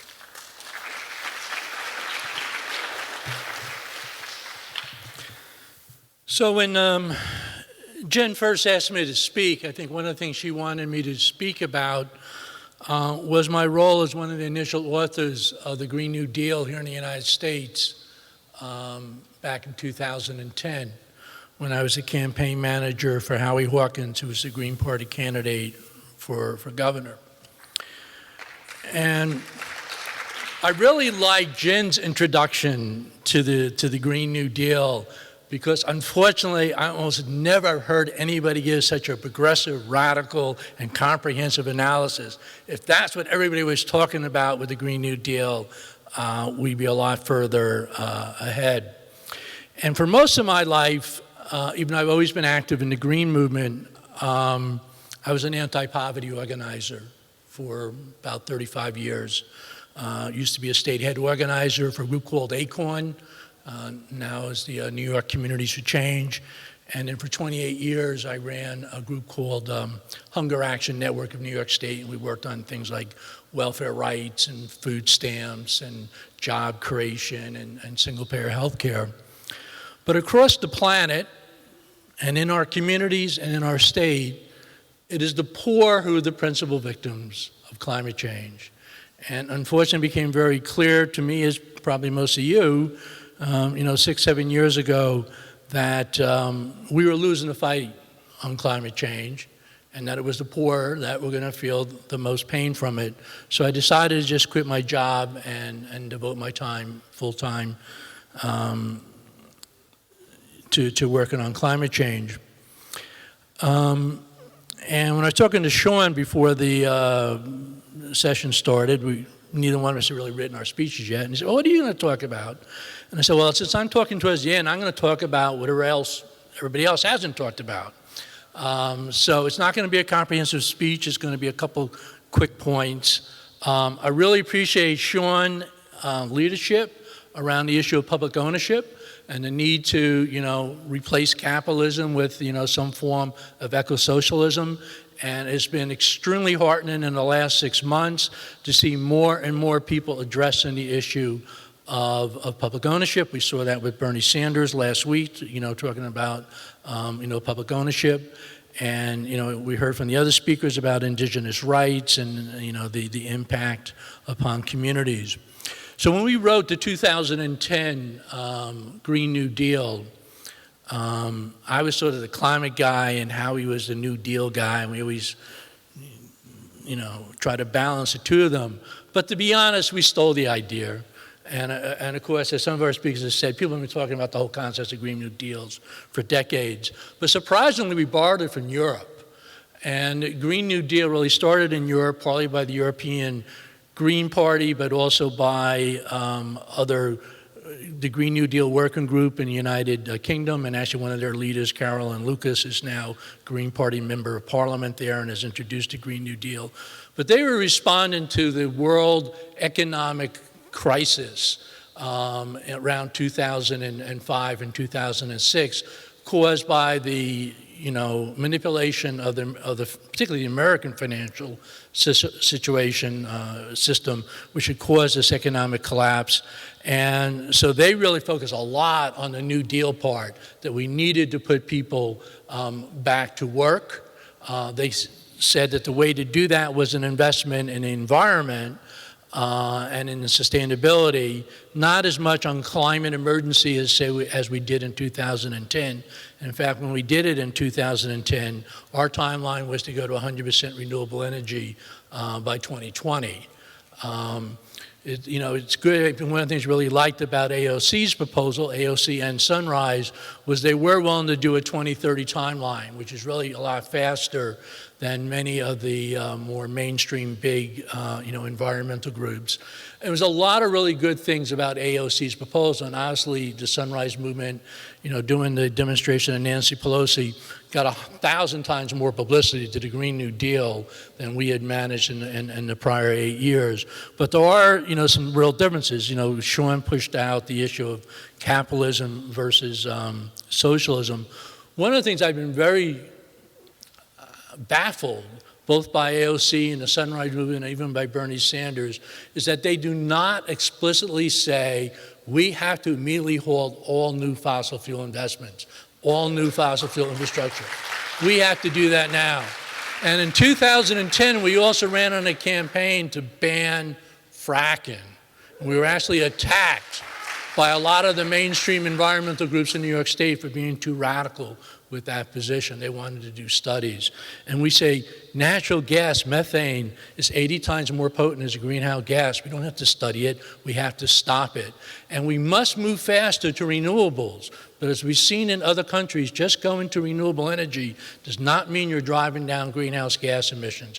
And we have to stop fossil fuels, not only new ones, but phase out sort of the existing ones. One of the other big things, and once again, Jen did mention in her great introduction, but we had called to finance the Green New Deal not only by taxing the rich and by enacting a carbon tax, by cutting the military budget by at least 50%. That was back in 2010, so we're a little bit more progressive today. So we say cut the military budget by 75%, at least. But the military is also the single biggest user of fossil fuels on the planet, and we don't want to be going to these endless wars for oil that is sort of greatly dominated. Now, in the last 2 minutes I got left, I'm also supposed to talk about the issue of food. Something I worked on, for 28 years, Hunger Action Network. It was really exciting to see the most recent report of the IPCC. And I have to say this, the IPCC is an overly optimistic body. They have been absolutely wrong on every single prediction they have made so far. Climate change has been much worse and much faster than they've ever said. And a gentleman I spent a lot of time with recently, Dar Jamal, who wrote The End of Ice, when he talks to IPCC scientists, they know that the numbers they're putting out are not realistic. And they told just take our worst case scenario and double it. And that will get you a lot closer to reality than anything we're saying. There's a lot of politics involved in the IPCC. Climate change means, wars for land, wars for oil, wars for water. It means tens of millions, hundreds of millions, if not billions, of climate refugees. But it also really means a fight for food. And even the most minimal change in climates, when you change the growing season and temperature rise and insects migrate to places they've not been before, providing food is going to be very, very difficult. One of the good things the IPCC did say in their last report, besides focusing for the first time on food, was the need to move much more to a plant-based diet and away from growing animals. And people can fight, whether, the burning of the Amazon is about, a climate change issue, or it's about the rights of the indigenous people, and of course we know it's both. And I guess I'll conclude with, and I should say more about food and agriculture, but it really was amazing to me that Pope Francis got it. In his labor encyclical, he basically said we got to get rid of capitalism. For a pope to say that, it was pretty outstanding. And he made the point that the same mentality that allows humans to exploit and dominate the environment is the same mentality that allows men to exploit women, that allows the rich to exploit the poor, and allows the United States to militarily exploit everybody. And he made the point, we are never going to solve climate change unless we also solve those other basic human rights. And that's really one of the key points of the Green New Deal. And I am concerned that a lot of big climate groups seem to be downplaying the New Deal part of the Green New Deal, as AOC and the Sunrise Movement have elevated this to a new level of public awareness. Well, let's just get the climate change part of it across the line. We have to do both. And we saw that in the Yellow Vest movement in France, where they rebelled against the carbon tax that was being imposed because they just felt, you've been shafting us all along and everything you're doing is not helping us. And this is the last straw. And as Sean put out, a lot of workers don't believe in the Green New Deal because they believe that we give rhetoric about job creation and transitional jobs and living wage jobs, and we're not committed to it. And we are not going to win climate change unless people believe that we have the goal of giving everyone a better life, and that besides replacing capitalism with ecosocialism, we need to replace, Occupy Wall Street, the 1% with the 99%. Thank you.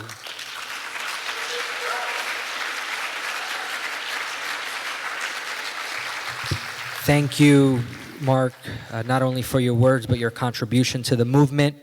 And we have with us the president of the 40,000-member New York State Nurses Association, or better known as NYSNA. We have with us President Judy Sheridan-Gonzalez.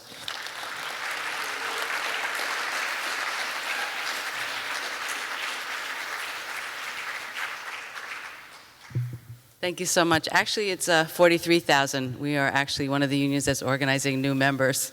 So we organized Albany Med, and we are 43,000, trying to get our first contract. So how do we build this movement, right? I want to talk a little bit, tell you a little story about social transformation and what we did in our union, because it's wonderful to speak to an audience that agrees with you. It's a lot harder when you're speaking to an audience that doesn't.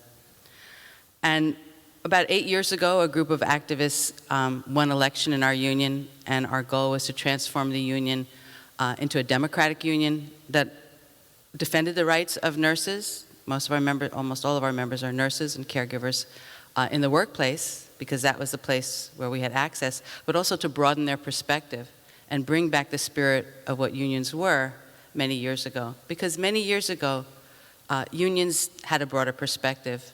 And many of us in our unions also have that perspective, but it's very difficult. When we were talking about labor and labor's role in this whole process, we have to ensure that people understand that they really do have the power. I'm sure many of you are aware of what happened in Puerto Rico when there was a massive strike and the governor was brought down. One of the slogans there was, somos más y no tenemos miedo. We are more and we're not afraid. And we have to convince our members and our communities that that's the way to go. Like Michael was saying about people taking care of themselves, we found that when we got involved in the hurricane. So how did we get our members to start looking at things differently? How did we do that? Of course, we had to create a space for them to be involved in the union and engaged and teach skills to fight back in the workplace and defend our rights. But as nurses, we also defend our patients' rights, which means our community's rights. So it wasn't that hard to get people to understand that we are instrumental, not only in taking care of an individual, but in doing something to create a kinder and gentler world. Because we all became nurses because we cared about people and we wanted to help people. And then to expand that to look at other labor, community, broader issues, social justice issues, wasn't that hard because we have a term in healthcare called the social determinants of health. What are the social determinants of health? Poverty, racism, sexism, homophobia, colonial status, toxins in the environment, climate change, housing, everything that affects us as a people. So we were able to build around that. When Hurricane Sandy hit New York, that was when we started to understand, well, what's this stuff about climate? It was a year after we took over. We were just trying to restructure our organization.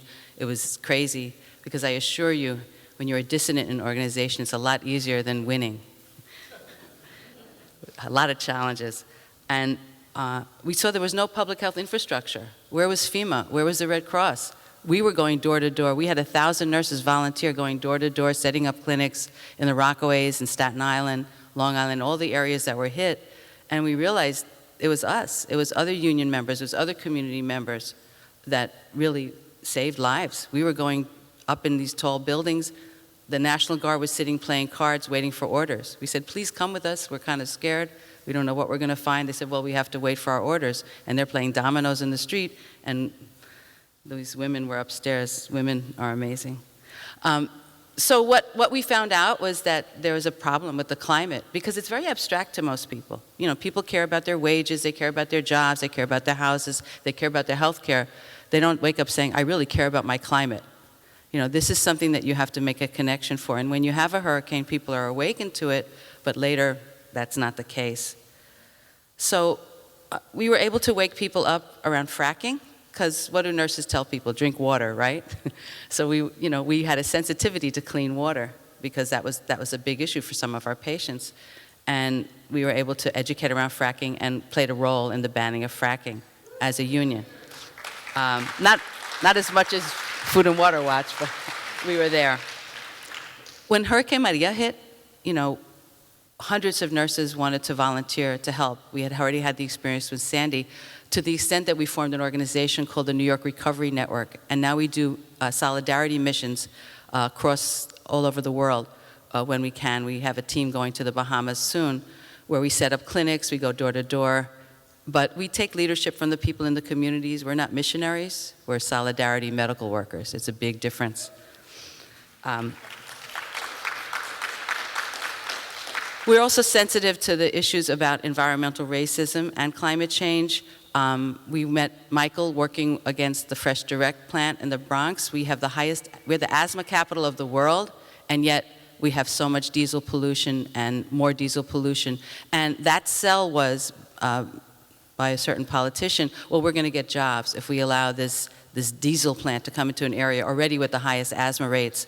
And we were saying, why do we have to choose between jobs that are not going to be well-paying anyway and poisoning our communities?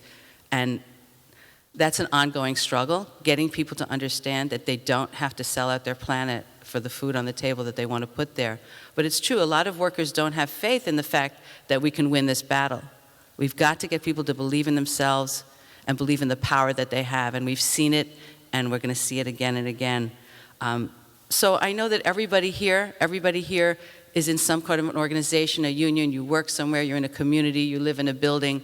You've got to talk to the people and figure out strategies to get this word out so that people understand that something's really wrong, that something has to be fixed, that there are solutions, and that we have to be the solution. We have to be the change that we want to believe in, we have to take part in it, and we have to convince 1, 2, 10, 15 more people to do it in whatever structures we're in. That's what we're trying to do. We're now educating about the Green New Deal. We do education around climate.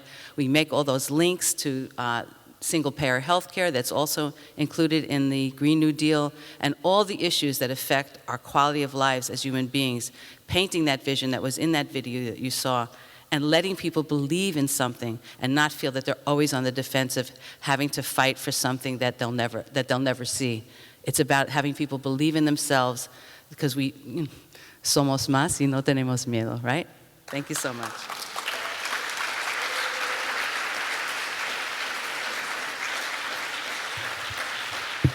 Thank you so much. Somos más y no tenemos miedo. That stirs the soul. I am going to ask folks that are interested in questions. We're actually on schedule, so I am extremely happy that we are on schedule. So we will have 30 minutes of Q&A. Feel free to please come to the mic that is here towards. Okay, thank you very much. My name is Jeanette Hasberg. I'm with New York City 5G Wake Up Call. And I am extremely concerned about the highlighting of the smart grid in the Green New Deal.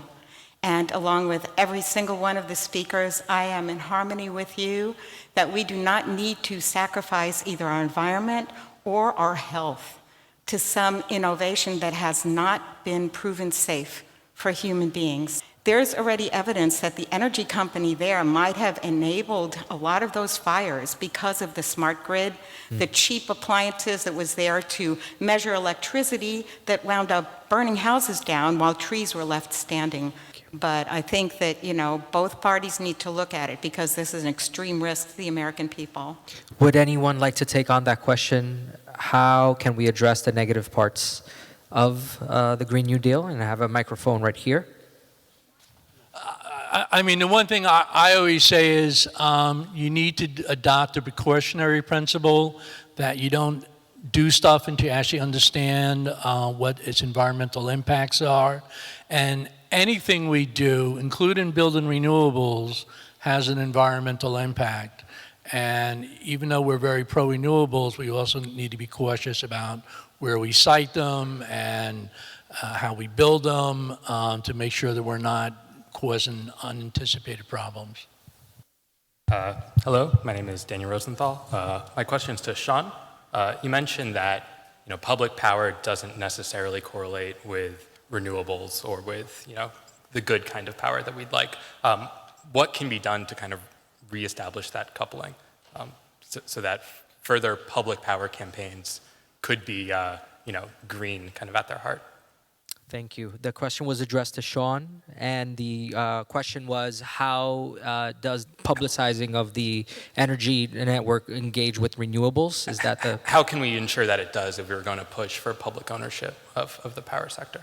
Excellent. Sean? There are so many issues around the questions of public and private, but this is the vision that's emerging out of the unions around the project, Unions for Energy Democracy. And that is, we need a system of horizontal integration. In other words, not the old system, which was kind of, you generate power, it goes down transmission lines, and it ends up distributed and used. We're going to need, there will be needed for grid upgrades. There needs to be technologies where you can actually integrate renewables coming into the system. So power needs to move in many different directions. The way to involve the public in that is not just on the generation and sale of electricity, which has been the European model, where, you can make some money installing a solar panel, or instead of growing carrots, get some solar panels in your field. You'll make more money doing that.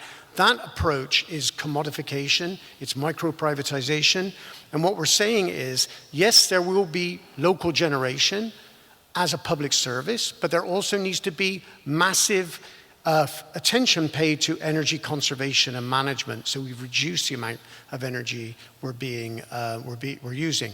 The democratic structures needed to do that goes right down to the street and community level.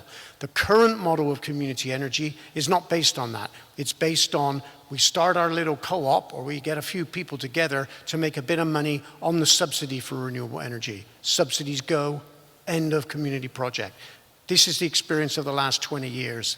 And I think that's the model of public ownership, has to be democracy at all levels, including at the level of the state. Because decisions about energy resources and how to transition from renewables to fossil-based fuels, from fossil-based fuels to renewables, is a 20, 30-year process that's going to require immense planning and as much participation as possible. There will be mistakes. We need the mechanisms to correct the mistakes. So that's the sort of democratic vision that's emerging from the work we're doing with unions. Thank you. Thank you. Good question, thanks. Hi, I'm Daniel. My question is about, we're here in New York City. You're speaking to a room of people who already agree with you. How do we have this actually happen by 2030 nationally and locally? So we're here in New York City speaking to the choir. So how do we expand this nationally, locally? Anyone would like to address the question? Mark? Well, I was going to point out New York City does not have a good record on climate change. So you need to focus on New York City first and get our act together. New York City goal is still 80% reduction in greenhouse gas emissions by 2050. More conservative cities like San Diego have a goal of 100% by 2030 or 2035. New York State does not have its, New York City does not have its own climate action plan. There's been a big push to make that occur. It has not occurred. What is New York City doing to develop offshore wind? We talk about public ownership model. We could be doing a public ownership model in New York City for offshore wind. We'd be looking at community ownership of, community solar systems. New York City's transit system's a mess. Right now, I think our carbon footprint for transportation is among the worst in the world, which is really hard to believe given that we have what allegedly is the jewel of the mass transit in the United States, but we've allowed that to deteriorate. We have more than 2 million cars on the road in New York City and the rise of Uber and Lyft. So yes, we got to fight at the national level, but New York City is not at all good on climate change, and we need to focus it locally and around on the equity issues as well, and making sure that low and moderate income communities and communities of color actually have some real ownership of it. Thank you. Michael? Yeah, I just want to say that all organizing has to start locally. It has to be grassroots led. You can look at the national issues, but it really goes locally and then it grows from there. It's like there has to be a nucleus of that resistance. And we have to talk about frontline communities that are mostly affected, are communities of color that are economically oppressed. And you can't talk about climate change without talking about the issues that affect their lives and how that is affecting their life, and show the examples of how it is. And that's how you organize and mobilize based off of what motivates people, which is their families and their children. So we started talking about deep science, the shit's gonna go right over their heads, right? So I think we really have to think about how we're gonna mobilize our people in our communities that are gonna be mostly affected and show the consistency nationally and how it's all interrelated. As far as the smart grid, which at its basic definition is just using technology to improve the grid, which can actually be a very good thing, are you familiar with something called a gateway device that can be on the premises and can manage energy without the wireless radiation becoming more and more ubiquitous? And I'm wondering if anyone is familiar with the work of Timothy Sheckley in Boulder, Colorado. His site is gettingsmarteraboutthesmartgrid.org, and it's a way to incorporate a lot of what the smart grid has to do without trading one problem for another. So the question is, is there a gateway device for the smart grid, which is improving the technology? Right, something that can be like the home can be wired fiber optically, And there can also be a connection to data transmission and all of that. I looked at smart grids about 5-6 years ago. There were enough people working on it. I didn't think it needed my expertise. I did know at that point, 5-6 years ago, people were pointing out that, I guess it was some analog devices that could be used as an alternate. It is something that should be looked at, but I do not have expertise on it at present time. It looks like we have a pass, but thank you. All right, just encouraging everyone to check out that website, and it's basically advocating for a wise grid that can deal with the climate crisis without trading one problem for another. Excellent. So, thank you. Excellent. Thank you so very much. Next question. Hi, thank you, panelists. You're all really such a good part of this great chord, notes in a chord of what we need to do and what we need to address. So a couple of points I want to make, and I'll ultimately come up with a question, I promise. We as a movement have been able to move the conversation so significantly, we're really beginning to talk about real solutions. And I think that's so important, speaks to the importance of mobilizing, of educating, and really moving this forward. So I want to press upon everyone here the importance of coming out for and organizing ahead of time for the September 20th global student strike. I'd like to know how you see community organizing. I think Michael Johnson, made this point, I think, well and importantly, that we need to reach into our communities. Judy is describing this among workers. How do we dig deep into our communities to help people come up with the solutions that they need? To me, the Green New Deal gives us the opportunity to meet within our communities and really talk about what's not good about our communities, what do we want to see change in our communities, what do we want for the future, and how do you see us sort of integrating these various concerns, workers, community groups, and also the idea of publicly owned renewable energy. How do you see that organizing happening? So how to integrate many of these different constituencies in a community organizing effort? Would someone, Judy? Yeah, we have to erase this dichotomy between labor and community. Workers live in communities. People in communities work. There's not a difference. But workers sometimes have structures that are ready-made, that don't have to depend on any funding but from our own pockets. So that gives unions a little bit of power. There's nobody to please but the members, which are often not pleased anyway. But we also have community groups like Michael's group that is, taking the initiative to organize on that level. That's really important. Michael and Neisner have worked together. We're trying to bridge that gap. We're trying to build in the Bronx community labor coalitions that are built around the common interests, which are very common, or the interests that might not be the same, to support in solidarity, not, okay, you'll help me, I'll help you, let's make a deal, but my interests are your interests are my interests. And climate is universal. It's something that unites us all. But I think it's critical that unions take into account whether we provide a service or build something, whatever it is, it affects people. And we have to take into account how do we work with people together. And I think we've been fairly successful in doing that, in beginning to build that bridge and to build that movement and to wake up the consciousness of people that every struggle that is taking on capital, that is taking on these corporations, that is addressing corporate greed, is all of our struggles. Unions, gave people who work the right to organize. And all we're trying to do is give our people in our community the right to organize. Right, to come together and fight for what's most important to them. And again, solidarity is the most important thing. We're all here because we are in solidarity with each other in different struggles that are pretty much jointly united and have the same similar root cause. And in our communities where people aren't fighting for a gamut of issues, but they are fighting again for their families. And that's what we all, I think, are here for, because of our own survival and our families and our ability to organize and unite. Organizing for the youth movement in different areas really comes from the peer-to-peer outreach, so going into schools and talking to students. Sometimes I've gotten to go into classrooms and really talk with students about the climate crisis, and when students see each other, they feel more empowered to take direct action with each other.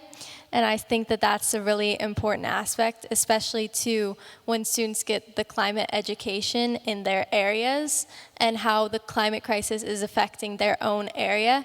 It's really impactful because they feel really inspired to fight for their community. My name is Jacob. I'm with the Community Strike for Climate Over Colonialism on the 27th. I promise I didn't get up here just to say that. We're also definitely down with Alexandria and the strike on the 20th. You should go to that. You should go to our thing. You should go to the Rise and Resisting on the 25th. You should go to the Puerto Rican Independence March, I think on the 21st. Go to all the stuff. My question is for Roberto, and I hope I'm not misunderstanding your remarks. But my understanding is that you kind of, at the beginning you were speaking about indigenous sovereignty and how that's certainly a framework that has been used and is still used. And then it seems to me that where you ended up, at the end, you were talking about human rights and this idea that the Green New Deal is going to start off this massive development project, and every time there's a development project, it infringes upon indigenous rights, and we need to make sure that doesn't happen. And I guess I'm wondering, if we had, my understanding as a non-indigenous person is that maybe if there were real, government-to-government indigenous sovereignty, then maybe there wouldn't be that development project. There wouldn't be this kind of, development. So I'm wondering, do people, or do you, or do other Taino people see human rights as kind of something that you have to fight for when there isn't real decolonization and real indigenous sovereignty, or is that a misunderstanding of it? Yeah, human rights, when I was referencing human rights in particular for indigenous peoples or how the human rights of indigenous peoples are articulated, I spoke about the Declaration on the Rights of Indigenous Peoples. Mm-hmm. One of the articles in the Declaration on the Rights of Indigenous Peoples talks about self-determination.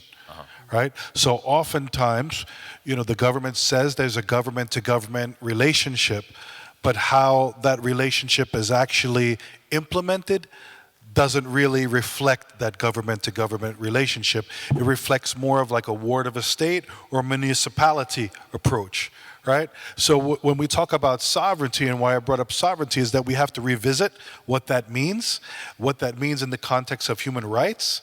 And when we're talking about public ownership, I don't think anybody knows more about that than indigenous peoples. So we can be part of these conversations, but we have to be invited to be a part of the conversations. And I see that with these movements and marches, which is why I was so happy that Jennifer thought about this and doing the land acknowledgement, because if we don't get used to doing that and not just say, oh, we have to do this again, if we don't really embrace that, we're not really going to change ourselves. So yeah, I agree with you. You are hearing the right type of things. And that's why human rights needs to be in the conversation at all times, because it really affects all portions of our lives. And at the end of the day, we're talking about dignity for all. That's the promises for human rights. After World War II, after what we saw the Nazis did, and here we are today watching Nazis march in the street again. So we have to reinstill that idea of that promise for peace and dignity for all, right? The human rights promise. Thank you. Thank you for that response. Next, final 3 questions. Thank you. I belong to many of the green groups here, and I also helped found an organization that teaches civics for free in public libraries. To anyone on the panel, I am struck that every once in a while I see a bill and it sets up an advisory committee. And I would like to see some way that we can have more of this, so that in addition to public comment, there is an expectation on the part of the legislatures to actually know who knows this process that we're about to implement, and can we ask them to come and take a look at our plan in advance and kick the tire and see whether it's really going to work on a process level? Is there some way to put that into a plank of the new Green New Deal? So the question, it appears to be, in the legislative process, subcommittees are engaging in advisory conversations, whether in the state houses or in Congress, and how do we get people that understand the process, the experts, in order to get to the next stage from turning advisory conversations into actual legislation? Well, one thing I'll know, one of the groups I've been involved with recently has been the Extinction Rebellion. And one of their 4 demands is actually the creation of citizen assemblies, which is way beyond advisory. To be honest, I spent 45 years working with government, and I find the advisory committees are symbolic rather than having real impact. Yeah, well, that wouldn't be good, Mark. But they have used Citizens Assembly in Ireland to actually deal with some thorny issues, I think abortion and another issue that the politicians couldn't deal with. So they actually created a Citizens Assembly, and they decided the issue, and that's been one of the major calls of the Extinction Rebellion, is to give the power to deal with climate to the Citizens Assembly.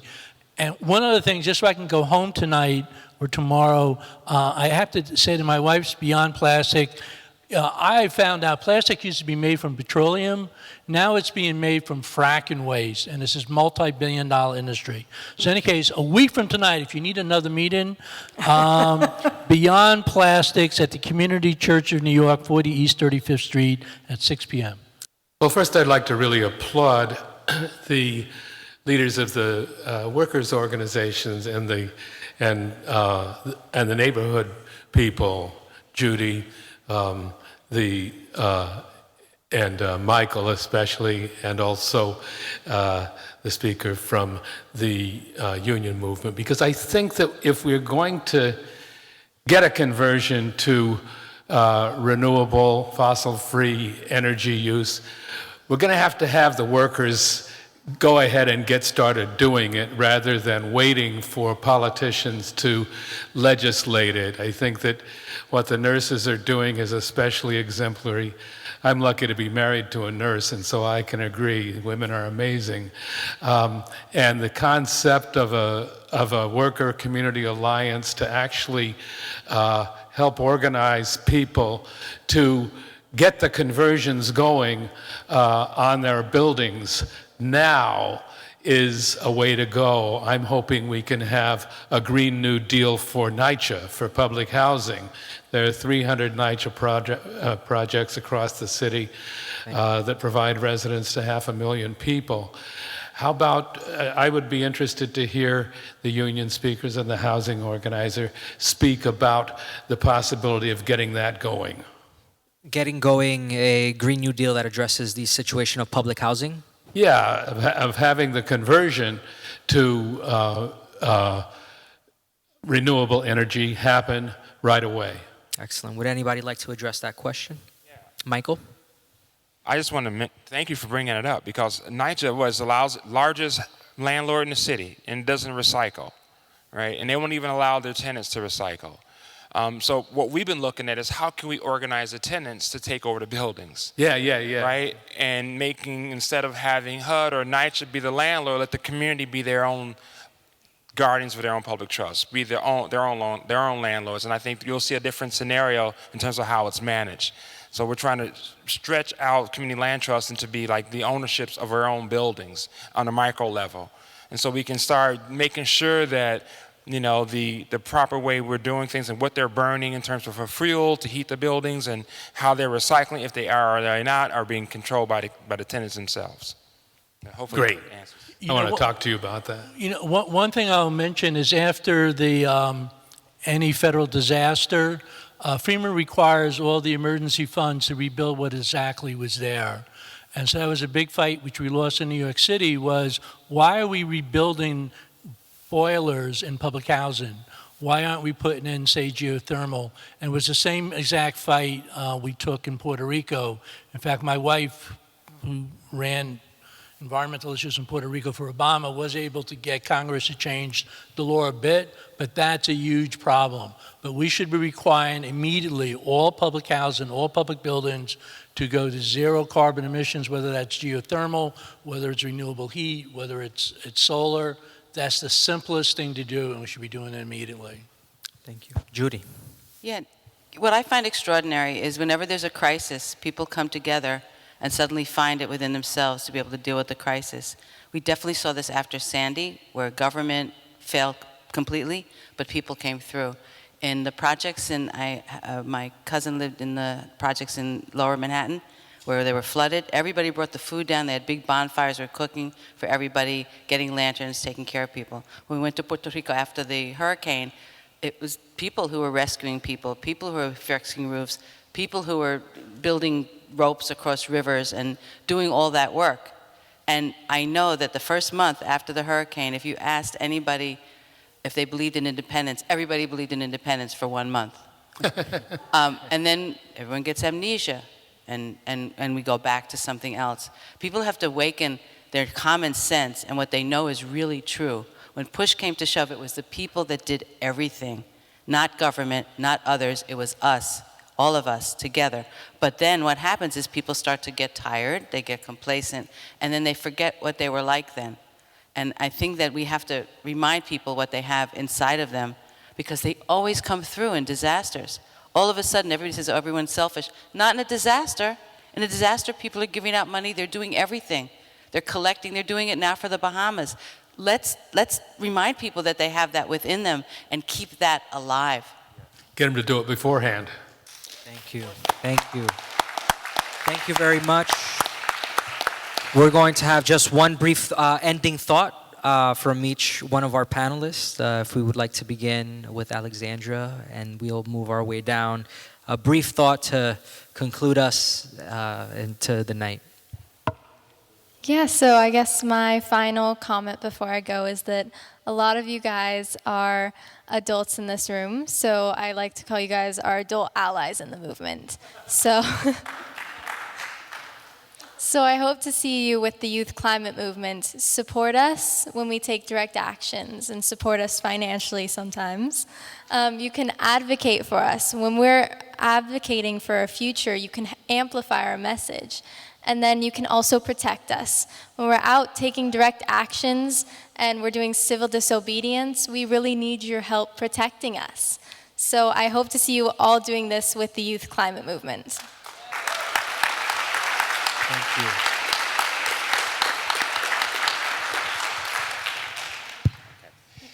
Well, I just want to piggyback on what you just said as my last word, is that we're doing all this before our youth, because they're the future.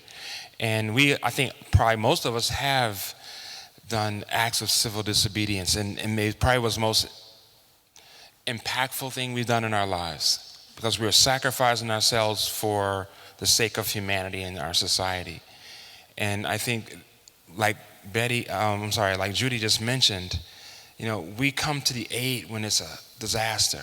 We're ready to fight for each other. We're ready to do whatever we have to do to survive. Let's have that same will before the fire starts, before the waters come. It's right now we need to do it. We need to act now. Like we said, we don't have that much time left. So let's act like the fires are at the door, and we're going to work together to make sure that we create our solutions. And stop expecting it to come from somewhere else. Thank you, Mike.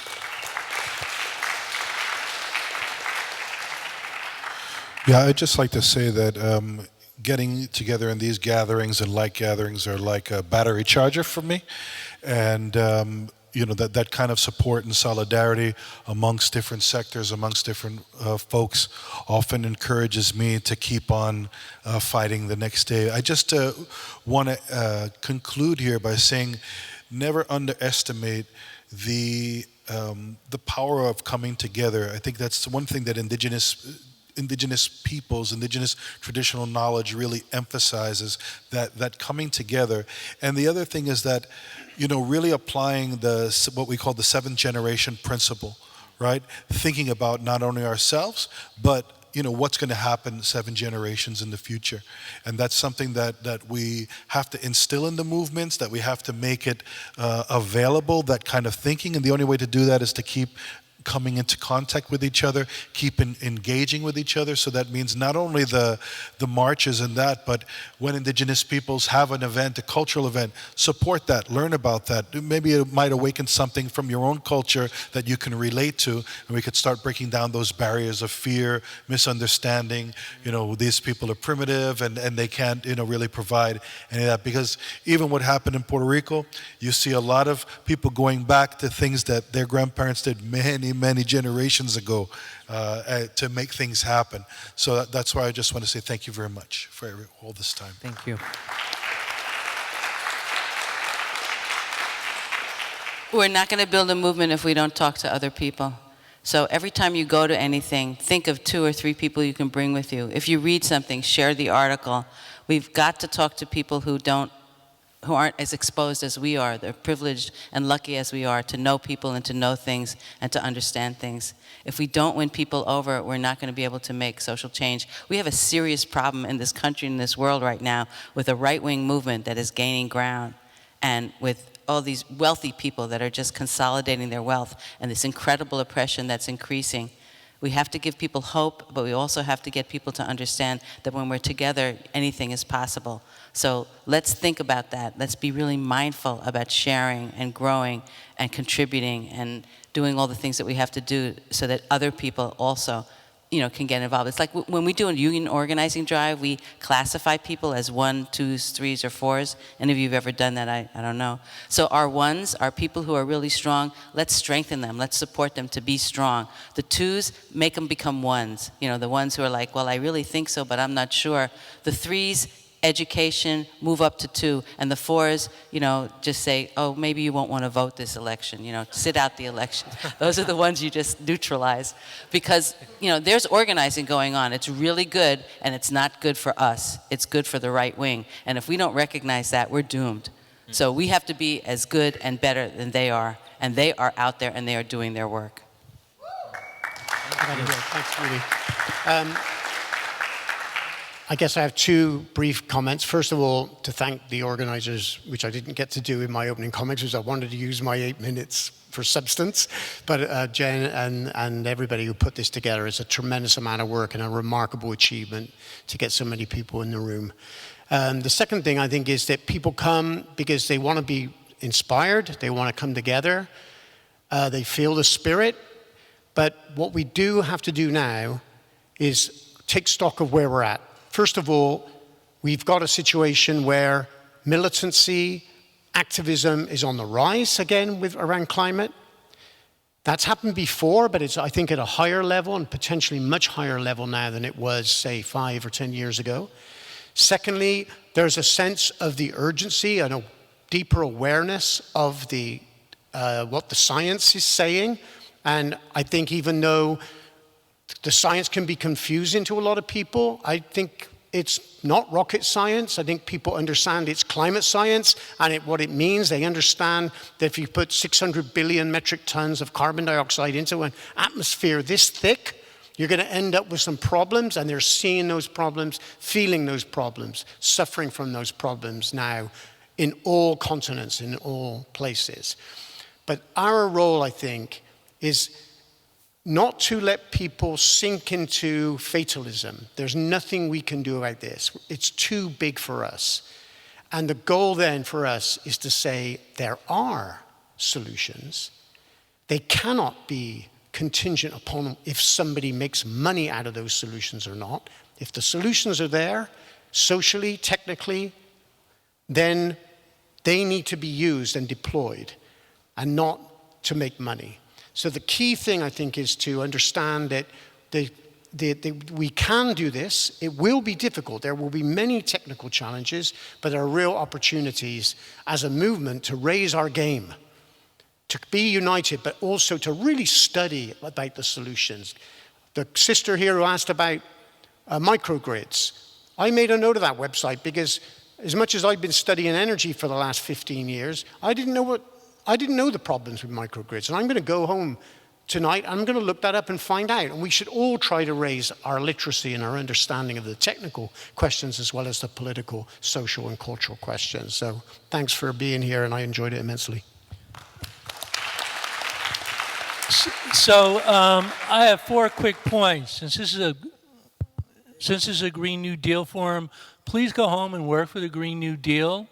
If the Democrats win control of our federal government, they need to enact it on day one, not 5 years after they regain control, which has been their past history. But you can also do, Ithaca has done a Green New Deal. There's no reason New York City could not do a Green New Deal. Senator James Sanders has introduced a Green New Deal at the state level. Second point, our planet needs to elevate the voice and the wisdom, listen to the wisdom of our indigenous leaders, our indigenous populations. We've heard so much of that, well, not so much, but some of that tonight, but it's really true. They're much more in touch with what the planet needs at this point. Third, I'm really excited in the last few months, because I've been pushing public ownership for years, I finally have some sense of a critical mass development. The last point, the only hope I have is because of the youth. And great job, do more of it, and do not listen to your seniors who tell you, oh, you did a really good job, accept what the politicians are willing to give you. We can only accept what is needed to solve this problem. There is no more time for delay. There is no more time for half measures. There is no more time for incremental stuff. We know how to do it, but we have to take the power back. And, it's our generation who knew 30 years ago that climate change was a tremendous problem, and we did nothing. And we are trying to, even if the youth are able to solve this problem, we're trying to stick them with the bill. And it's really our responsibility to pay to clean up this mess that we've created. Thank you very much. Thank you very much. And to all our panelists, speaking to the fierce urgency of now, thank you all for sharing your wisdom, for sharing your insights. Thank you to the Bronx Climate Justice Network, to Jen, for organizing. Thank you to our hosts, Riverside Church. I encourage everyone, please engage with each one of our participants and our tablings that are in the back. So much that is happening here in New York City. It's a very, very busy month. But to close us off and to send us off, we'd like to introduce singer, songwriter, Lindsay Wilson, who will kick us off and send us home with a song. Again, please visit and speak to any of our folks in the back. And thank you so much for joining us for today's event. Lindsay. Well, I'm inspired and I'm on fire because it seems as though people are doing the work when we all think that, what's going on? Why isn't anyone moving? Why isn't anyone doing anything? You're doing it. And as far as the kids are concerned, the kids are all right, clearly. The kids are all right. This song that I'm going to share with you is called Bella Ciao. Its earliest origins lay in the hardship of the Modena women who were paddy field workers in the Po Valley of northern Italy. They sang this song as a folk song. It was a protest against their harsh working conditions. It was adopted as an anthem of the anti-fascist resistance of Italy, partisans against the German forces occupying Italy during World War II and during the Italian Civil War. Over the years, it has come to be sung worldwide as an anti-fascist hymn of freedom and resistance. Most recently, Youth Strike for Climate protesters have written lyrics about the struggle for climate justice and adapted them to Bella Ciao. They have sung it during massive youth strikes all over Europe, calling it Do It Now. So I believe we have a video of that, and you're not going to hear, there was no recording. Someone had the brilliant idea of adapting the song Do It Now over this footage, so we can get the full impact of it. So we can begin it now. We need to wake up. We need to wise up. Incorporate it into We need music. to open our eyes and do it now, now, now. We need to build a better future. And we need to start right now.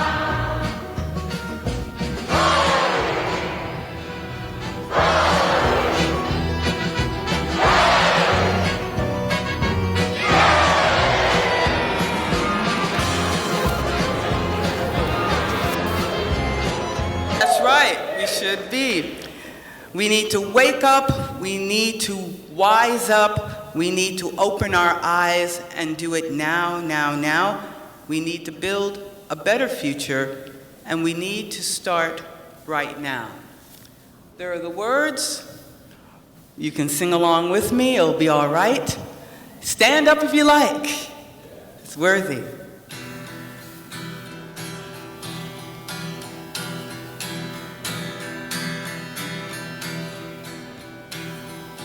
We need to wake up. We need to rise up. We need to open our eyes and do it now, now, now. We need to build a better future. And we need to start right now. Sounds pretty good. We're on a planet that has a problem. We've got to solve it, get involved and do it now, now, now. We need to build a better future, and we need to start right now. Make it greener, make it cleaner, make it less, make it fast and do it now, now, now. We need to build a better future, and we need to start right now. No point in waiting or hesitating. We must get wise, no more lies, and do it now, now, now. We need to build a better future, and we need to start right now. One more time. We need to wake up. We need to rise up. We need to open our eyes and do it now, now. We need to build a better future, and we need to start right now. We need to build a better future, and we need to start right now. Woo! Thank you so much. Thank you, Jennifer, for having me be a part of this. Amazing. I'm Lindsay Wilson.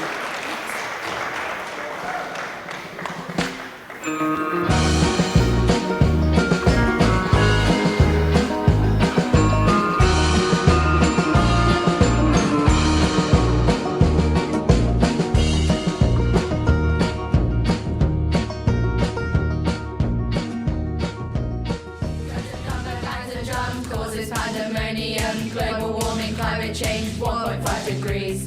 Carbon footprint, biomass, fossil fuels and greenhouse gas, methane, CO2, CFCs.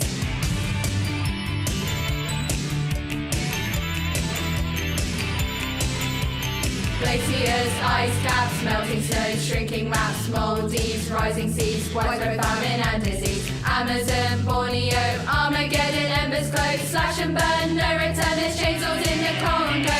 We didn't start the fire, but now it's really burning and the temperature's turning. We didn't start the fire, no we didn't light it.